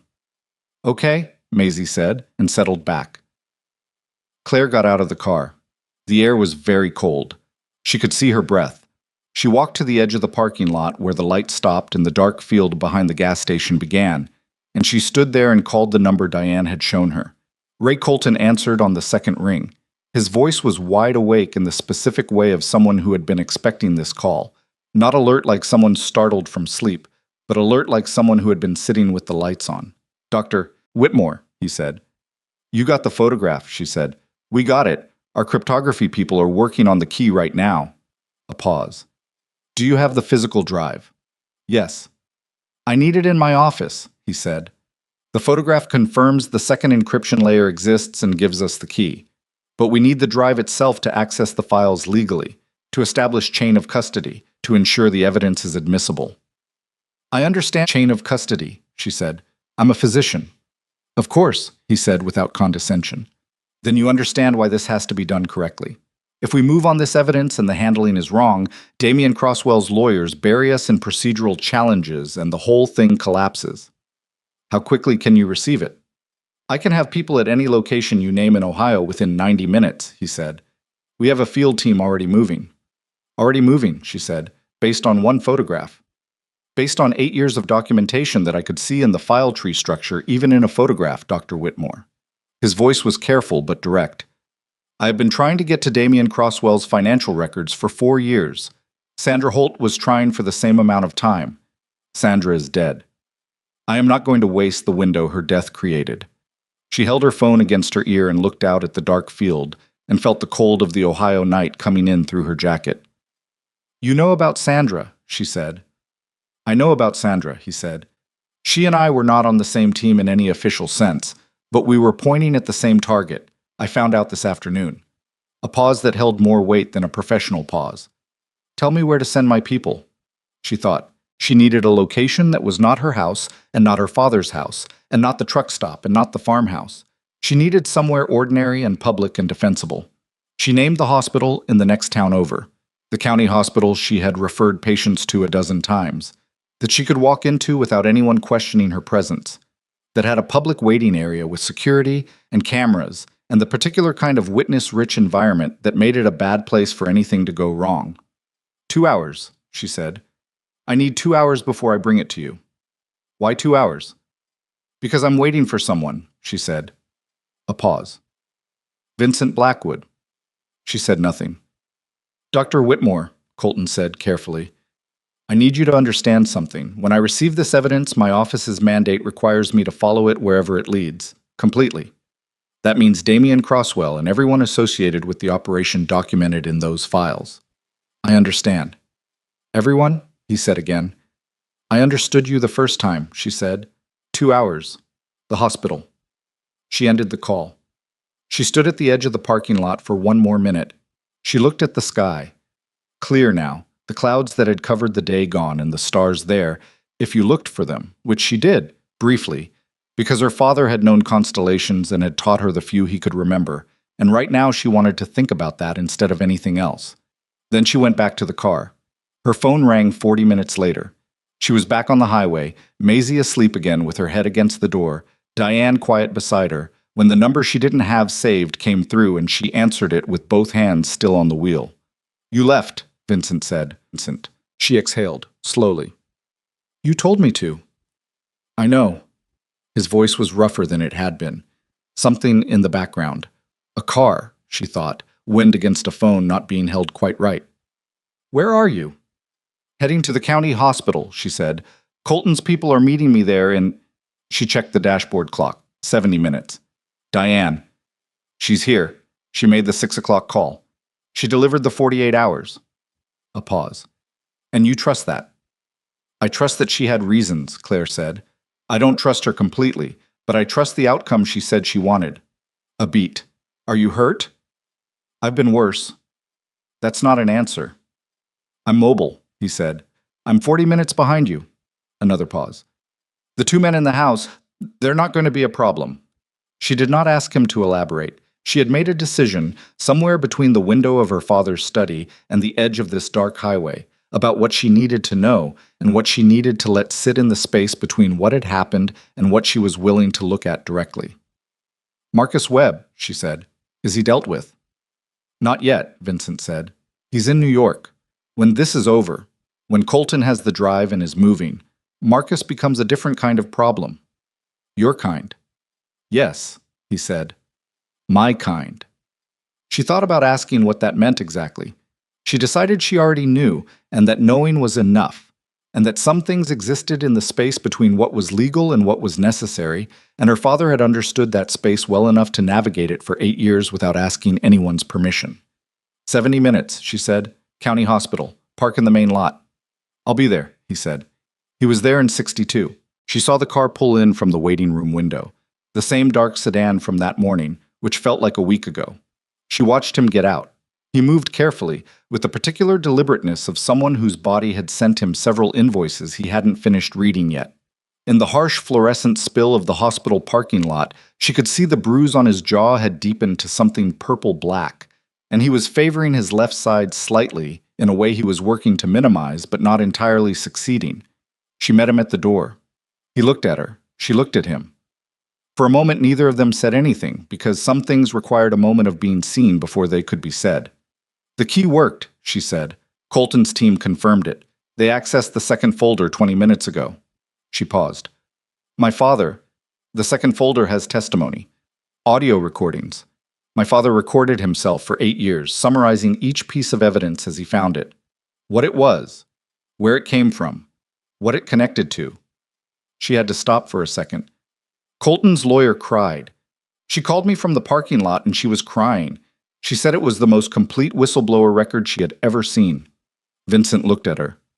He recorded himself, Vincent said. He recorded himself, she said. Every step, every connection, in his own voice. She looked at the doors behind her. at the hospital light. Nobody will ever be able to say the evidence was planted or manipulated or misattributed. It's in his voice. 8 years of it, in his voice. Something moved through Vincent's face. She watched it happen, watched the controlled surface of him shift in a way that was not performance and was not calculation, just a man absorbing a thing that was too big to absorb quickly. He never told me, Vincent said. He didn't tell anyone, she said. That was the point. A beat. He trusted you to be the bridge. He trusted the bridge to hold. And then he built the structure itself in a place no one could reach. Vincent looked past her at the parking lot, at the ordinary cars of ordinary people who were inside this hospital for the ordinary reasons that brought people to hospitals. The illness, the births, the endings. He was the best man I knew, Vincent said. His voice was level. But the flatness that had always been in it had a different quality now. Not strategy, not control. The flatness of something that had been said once and would not be repeated. I know, Claire said. She held the door open. He went inside. Ray Colton arrived 45 minutes after that. He was shorter than she'd expected. Compact, 60s, with the particular economy of movement of someone who had spent decades not wasting energy on anything that didn't move a situation forward. He came with 2 lawyers and a woman he introduced as a federal evidence custodian, who took the drive from Claire's hands with gloved hands and a chain of custody form and the focused reverence of someone handling something she understood the weight of. Claire signed the form. She watched the drive leave her hands. The transfer took 11 minutes. Colton's people were efficient in the way that money and preparation made people efficient. When it was done, Colton took Claire aside. A corner of the waiting room, 2 chairs, Maisie asleep across 3 chairs with her jacket over her, and Diane watching her from the doorway. I need to tell you what happens next, Colton said. Tell me. We move on Damien Crosswell within 72 hours, he said. The audio testimony alone establishes probable cause. The financial records provide the evidentiary foundation. The chain of custody is clean. His lawyers will fight it for years, but they cannot win. He looked at her steadily. He will be arrested. His financial network will be frozen. The people named in the documentation, and there are many, will be contacted. Some will cooperate. Some will fight. All of them will know that Richard Whitmore's 8 years of work found its way to the right desk. She nodded. Your father's death, Colton said more carefully. The recording includes a section in which he documents his concerns about his personal safety in the final 3 months. He names the method he believed would be used. He was precise. He paused. We will be referring his death to the medical examiner's office for further review, with a specific toxicological request. I cannot promise you a finding. I can promise you that it will be examined properly. She looked at the floor. Thank you, she said. She said it because it was what the moment required, not because it covered what she felt. What she felt was not something that had a simple word. It was the particular composite of grief and exhaustion and something that was in the neighborhood of relief but was darker than that, the feeling of a thing being finished that should never have had to be started. One more thing, Colton said. He glanced toward the door, where Vincent was standing apart from everyone else with his phone in his hand, and Vincent Blackwood. What about him? He is on record as a cooperative source, Colton said carefully. His information, his contacts, his testimony in this matter, all of that is significant. I intend to honor the significance of it. A pause. My office has a long history with Mr. Blackwood that is complicated. What I am telling you is that, in the matter of Damien Crosswell, his cooperation will be recognized. Beyond that matter, he stopped. Beyond that matter, Claire said, is between you and him. Yes, Colton said. It is. He knows that, she said. He came in anyway. Colton looked at her. Something shifted in his expression, something like reassessment. Your father, he said, documented Mr. Blackwood's role in this investigation in terms that were unexpectedly generous. My father was a thorough man, Anne, she said, and he was fair. Evidently, Colton said. He stood up. He extended his hand. She shook it. Dr. Whitmore, I am sorry for the circumstances. I am not sorry we're having this conversation. Neither am I, she said. He left with his people. The drive went with them in a sealed case. The waiting room was quiet. Diane came to sit across from Claire. She set a coffee cup on the low table between them. from the hospital vending machine, the particular bad coffee of every hospital in America, which Claire had drunk enough of in her life that it barely registered as bad anymore. She picked it up. She drank it. "Colton's going to look at you," Claire said. "I know," Diane said. "My word that you cooperated gets you context. It doesn't get you immunity." "I know that too," Diane said. "I have a very good lawyer." A beat. Several, actually. Claire looked at her. The composed face, the particular quality of a woman who had lived in gray spaces long enough that she had stopped being troubled by the color. "Why did you really call me?" Claire said. "In the hotel. You said you didn't know what Vincent would do, but you knew him for years. You could have calculated it." Diane looked at her coffee. "Because I wanted someone else in the room," she said. "Someone who wasn't in the middle of it. Someone who had come to it from the outside and was still—" She stopped, seemed to consider the word she wanted. "Still clean," she said. "I wanted someone clean to hear it." Claire sat with that. "My father was clean," she said. "I know," Diane said. "That's why they killed him." She said it without softness, because there was no version of it that softness made better. Clean people are the most dangerous kind. They don't have anything to negotiate with. The hospital hummed around them. Somewhere down the hall, a machine beeped at intervals. Maisie shifted in her sleep and made a small sound and settled. Vincent came and sat in the chair Colton had used. He set his phone face down on the table. He looked tired, not the performed tiredness of a long day, but the actual physical tiredness of a man whose body had absorbed several things it would need time to process. "Colton talked to you," Claire said. "For about 4 minutes," Vincent said. "Long enough to establish the parameters." "And?" "And I'm going to need a different kind of lawyer than I currently have," he said. The dryness in it was almost wry, which surprised her. "He was thorough." "He's good at his job," Claire said. "He is," Vincent said. "Your father would have approved of him." She looked at the table, at the bad coffee, at the waiting room of a county hospital at 1 in the morning, where her daughter was asleep and the man her father had trusted most was sitting across from her, looking like someone who had just set down something very heavy and wasn't sure what to do with his hands. "What happens to you now?" she said. Vincent looked at the far wall. "That depends on how thorough Colton decides to be." "And Marcus Webb." "Marcus will be handled," he said. "Not by Colton. By me." He said it without heat, without anything that performed danger. Just a statement. "I'm not going to ask," she said. "I know. I'm also not going to pretend I don't know what you mean." "I know that too," he said. She looked at him. "Is there something left for you?" she said. "When this is all over, when Damien is prosecuted and the money is traced and the investigation closes, is there something on the other side of it?" He was quiet for long enough that she thought he wasn't going to answer. "Your father asked me that once," he said. "A long time ago. I told him I didn't think about it. And now." "And now," he said, and something in his voice was different. Not soft, because Vincent Blackwood did not do soft, but something that had more texture than his usual register, more roughness. "Now I'm sitting in a waiting room in Ohio at 1 in the morning with a cracked rib and a bruised jaw, and I think he would have liked that I'm here instead of somewhere more sensible." A beat. "So maybe that's an answer." She almost smiled. "He would have made you eat something," she said. "He was the kind of person who fed people." "He made me eat terrible things," Vincent said. "He kept buying the low-sodium crackers." "He had blood pressure issues," she said. "I know. He talked about it constantly." Something moved in Vincent's face. Not a smile. He wasn't a man who smiled easily, and she had stopped expecting it. But something adjacent to it, something that lived in the same neighborhood. "He sent me a box of those crackers one Christmas, with a card that said, 'Eat something that isn't going to kill you.'" She laughed. She hadn't expected to, and the sound surprised her, small and genuine and slightly ragged at the edges. She pressed her hand over her mouth. "Sorry," she said. "Don't apologize," he said. She took her hand away. She breathed. "He sent me recipe cards," she said, "for the last 3 years. Handwritten. Things he said my grandmother used to make. I was always going to make them, and I never did." She looked at the table.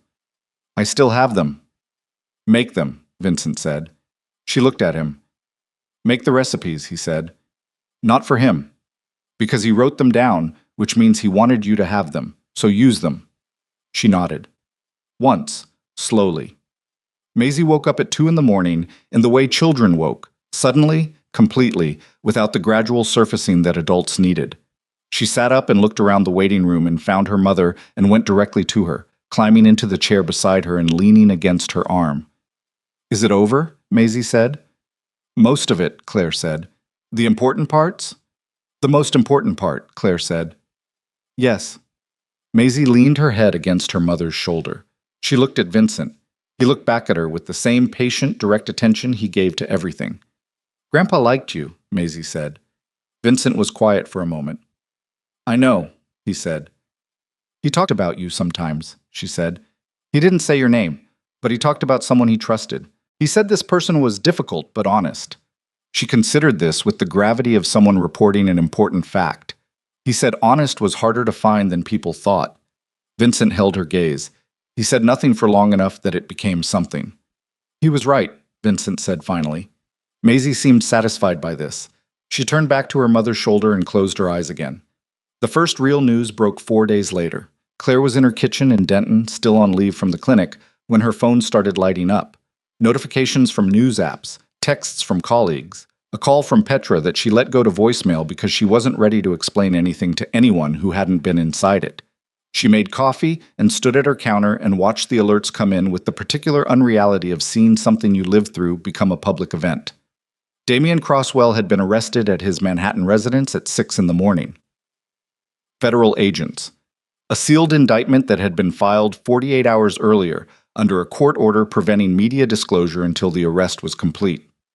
The language in the initial reports was careful and procedural, the way these things always started before the full shape became clear. But the shape was becoming clear. By evening, 3 of the names from her father's files had appeared in connection with the arrest. 2 from Damian's financial circle and the city councilman, who released a statement through a lawyer that Claire read once and set her phone down after without finishing it. Petra called again. This time Claire answered. "Are you okay?" Petra said. Claire, this is connected to your father somehow, isn't it? I can feel it. Tell me you're okay." "I'm okay," Claire said. "I'll explain when I can. I promise." "Not yet." "Okay," Petra said. And then, because she was Petra, and 6 years of friendship had calibrated her precisely. "Do you need soup?" "No," Claire said. "I'm bringing soup," Petra said. She let her bring the soup. She sat at her kitchen table and ate it while Maisie did homework across from her, and the news played on low in the other room, and the particular feeling of a house after a storm. The way it was quiet, but differently quiet, the way the air felt like it had been washed, settled around them. She called Vincent that night. He answered from somewhere she couldn't identify from the background. "I saw the news," he said. "Everyone saw the news," she said. "How are you?" "Colton's people came to speak with me today," he said. 3 hours. "How did that go?" "It went," he said. "They're thorough." A pause. "They're going to be thorough for some time." "Are you going to be okay?" "Define okay," he said. "Vincent." "I'm going to be fine," he said. "It's going to be complicated and it's going to take a long time, but I am going to be fine." He said it without performance, which made it more convincing. Marcus Webb was found in his apartment in New York this morning. Voluntary surrender. He's cooperating with the federal investigation. A beat. Voluntarily. She thought about what voluntary surrender looked like when it came after a conversation with Vincent Blackwood.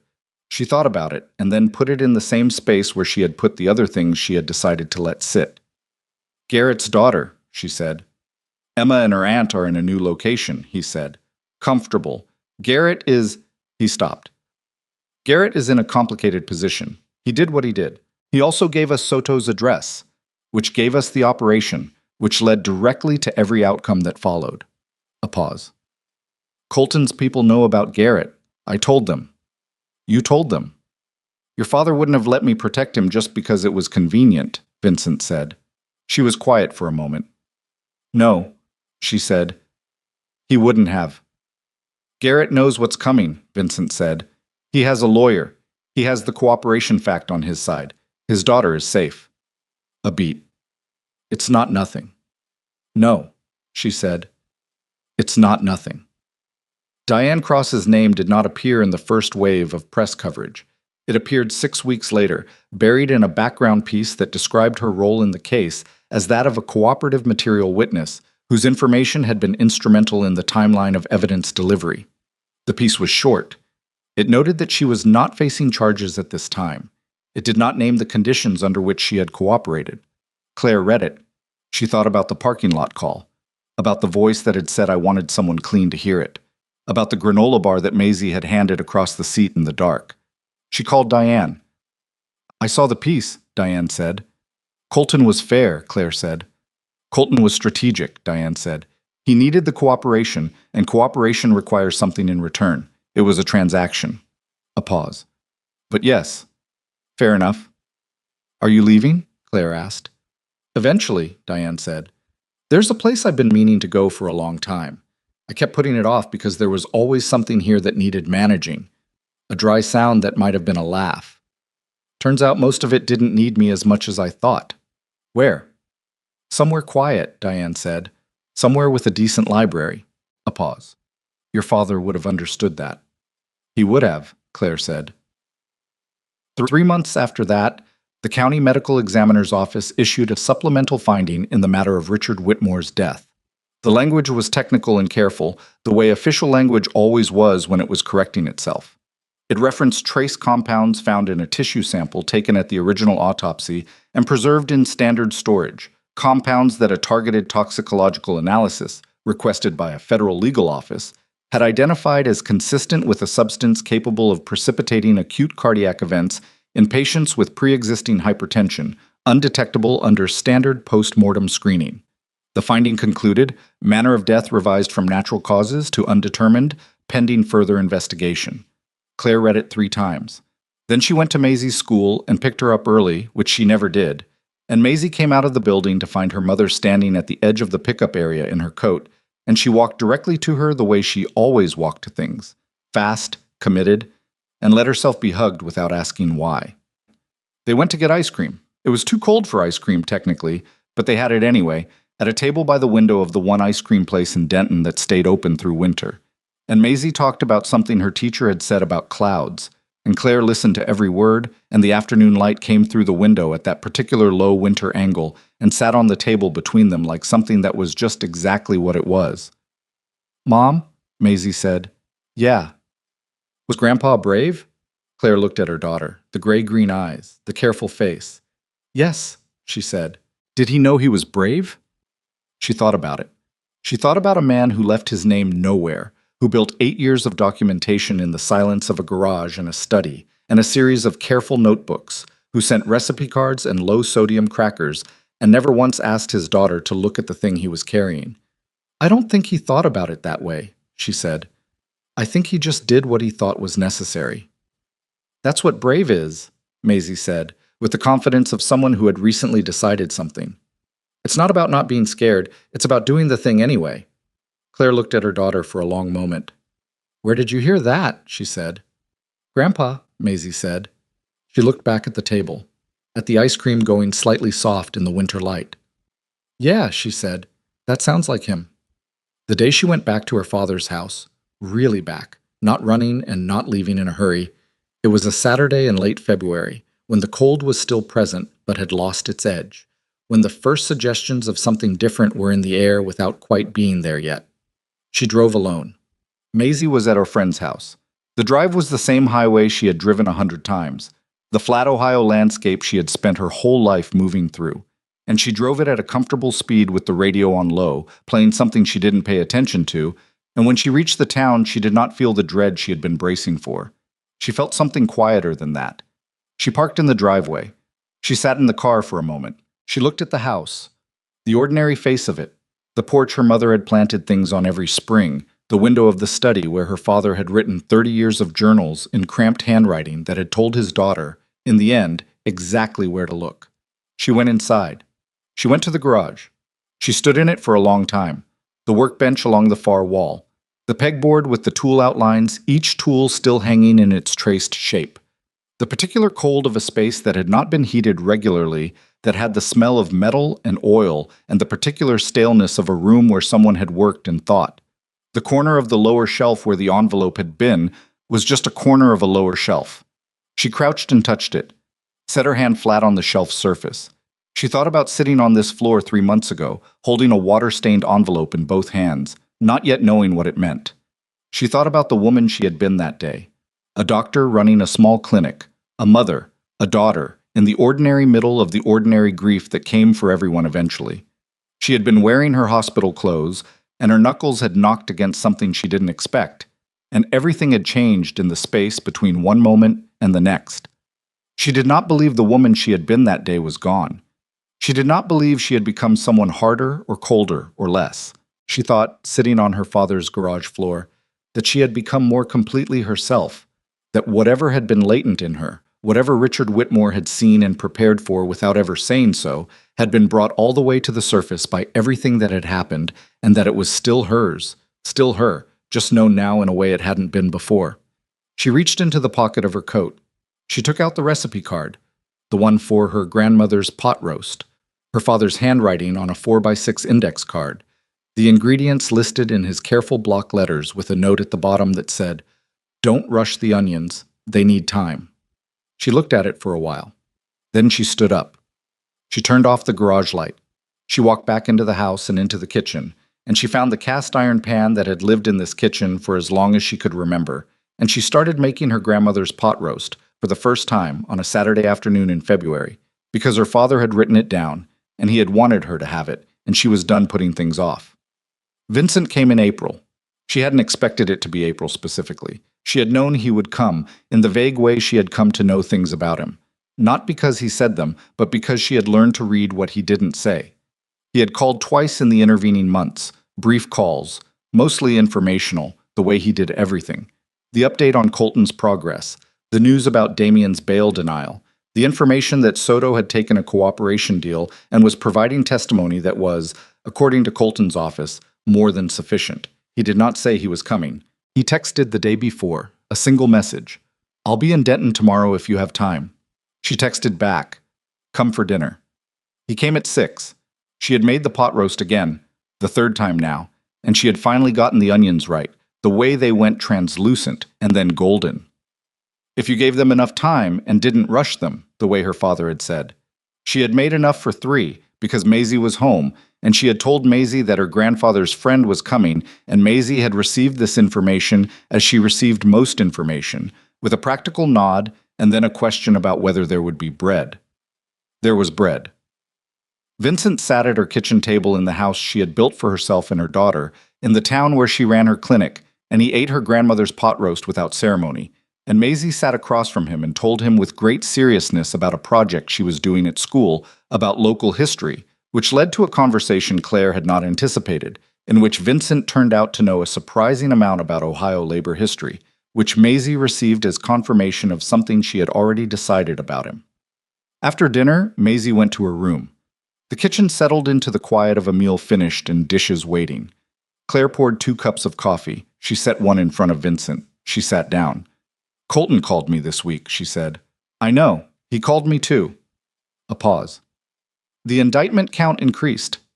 41 counts, she said. "My father documented 41 separate criminal acts." "Yes." "He never told you how far it went." "He told me the broad strokes," Vincent said. "The details he kept." He looked at his coffee.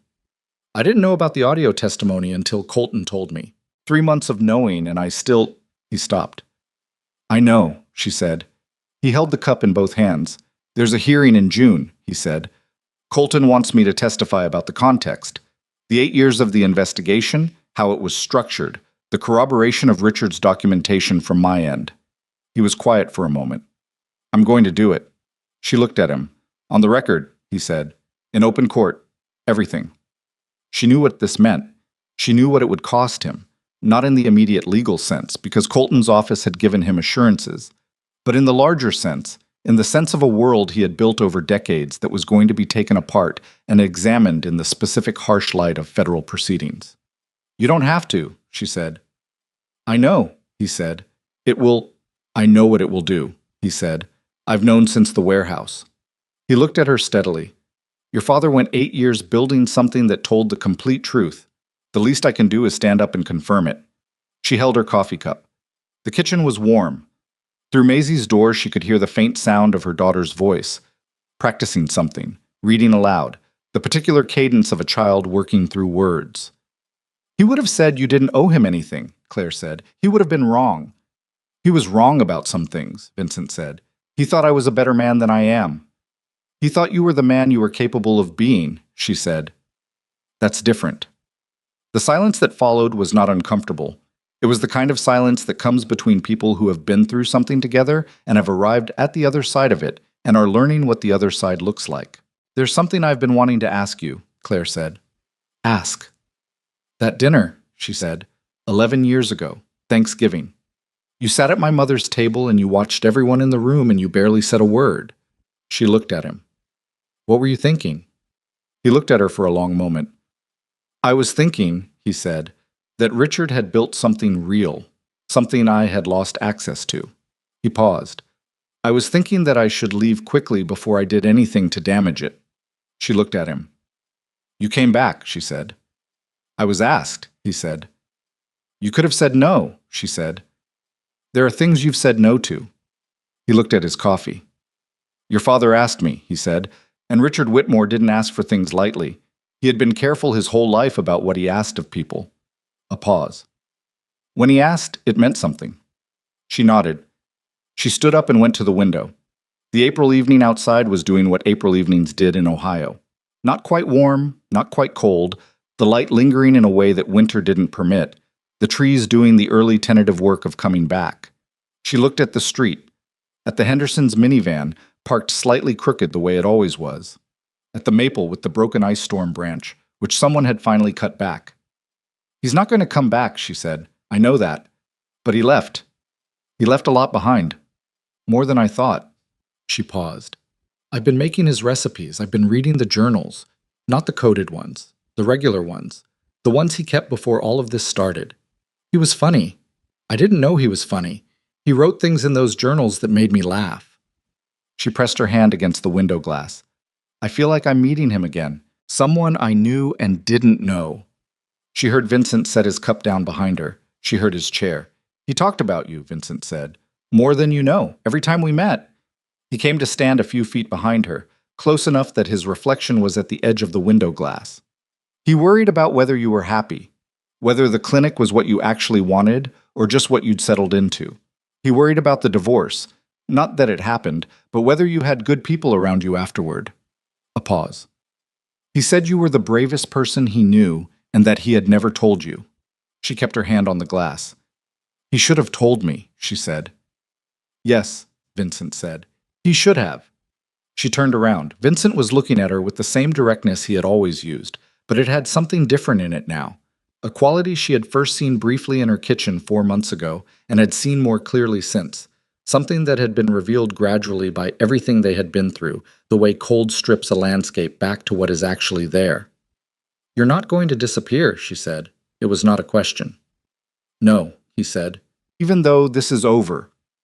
Your father's note said find him and make sure they were safe, Vincent said. The finding happened. The safe part, he stopped. The safe part is something I intend to continue. She looked at him for a long moment. You're going to have to learn to eat something besides crackers if you're going to keep coming to dinner, she said. The pot roast was good, he said. It was, she said. I finally got the onions right. The kitchen was quiet around them. Through the wall, Maisie's voice, still reading, still working through words, the small, steady sound of a child growing in a house where she was safe. Claire looked at the man her father had trusted with his most important secret and found, on the other side of everything it had cost all of them, something she had not expected to find there, a person she recognized. Not because she knew him yet, not fully, but because she had seen the shape of who he was in the worst of it, and the shape held, and that was more than she could say for a lot of people who had shown her their best face first. She went to the stove. She lifted the lid of the pot. She looked at what was left. There's enough for lunch tomorrow, she said, if you're still here. A pause. I have a call in the morning, he said. Colton's office, 7 a.m. I have rounds at 8, she said. The clinic is 4 minutes from here. She kept her back to him. She put the lid back on the pot. The couch is comfortable, she said. Maisie will want to tell you about the history project at breakfast. She's been working on it for 3 weeks and she's looking for someone new to tell about it. She heard him breathe. heard him shift his weight, heard the particular sound of a man deciding. "What's the project about?" he said. "The people who built things in this county," she said, without getting credit for it. She turned around. She came up with the topic herself. She looked at him, and he looked at her. And between them was everything that had happened and everything it had cost, and the kitchen that smelled like her grandmother's pot roast, and through the wall, her daughter's voice, still reading, not stopping. Richard Whitmore had known what he was doing when he hid that envelope. He had known exactly what he was leaving behind for his daughter to find. Not just the evidence, not just the fight, but the person who would be there when the fight was over, standing in her kitchen in April with the bruise on his jaw finally faded and the torn coat replaced, looking like someone who had arrived somewhere he hadn't expected to arrive and was trying to determine if he was allowed to stay. He was allowed to stay. She had decided that somewhere along the way, maybe in the alley behind her father's house, maybe in the hospital waiting room, maybe on the garage floor in February with a recipe card in her hand, and she was not going back on it. "Breakfast is at 7, she said. "I'll make eggs." She went to start the dishes, and Vincent Blackwood, the most feared man on the East Coast, who had sat at her mother's dinner table 11 years ago and thought about leaving before he damaged anything real, pulled out the chair at her kitchen table and sat back down in it, and the sound of it was the quietest thing that had happened in this house in months. Outside, the April evening finished its slow work of gathering dark. Inside, a light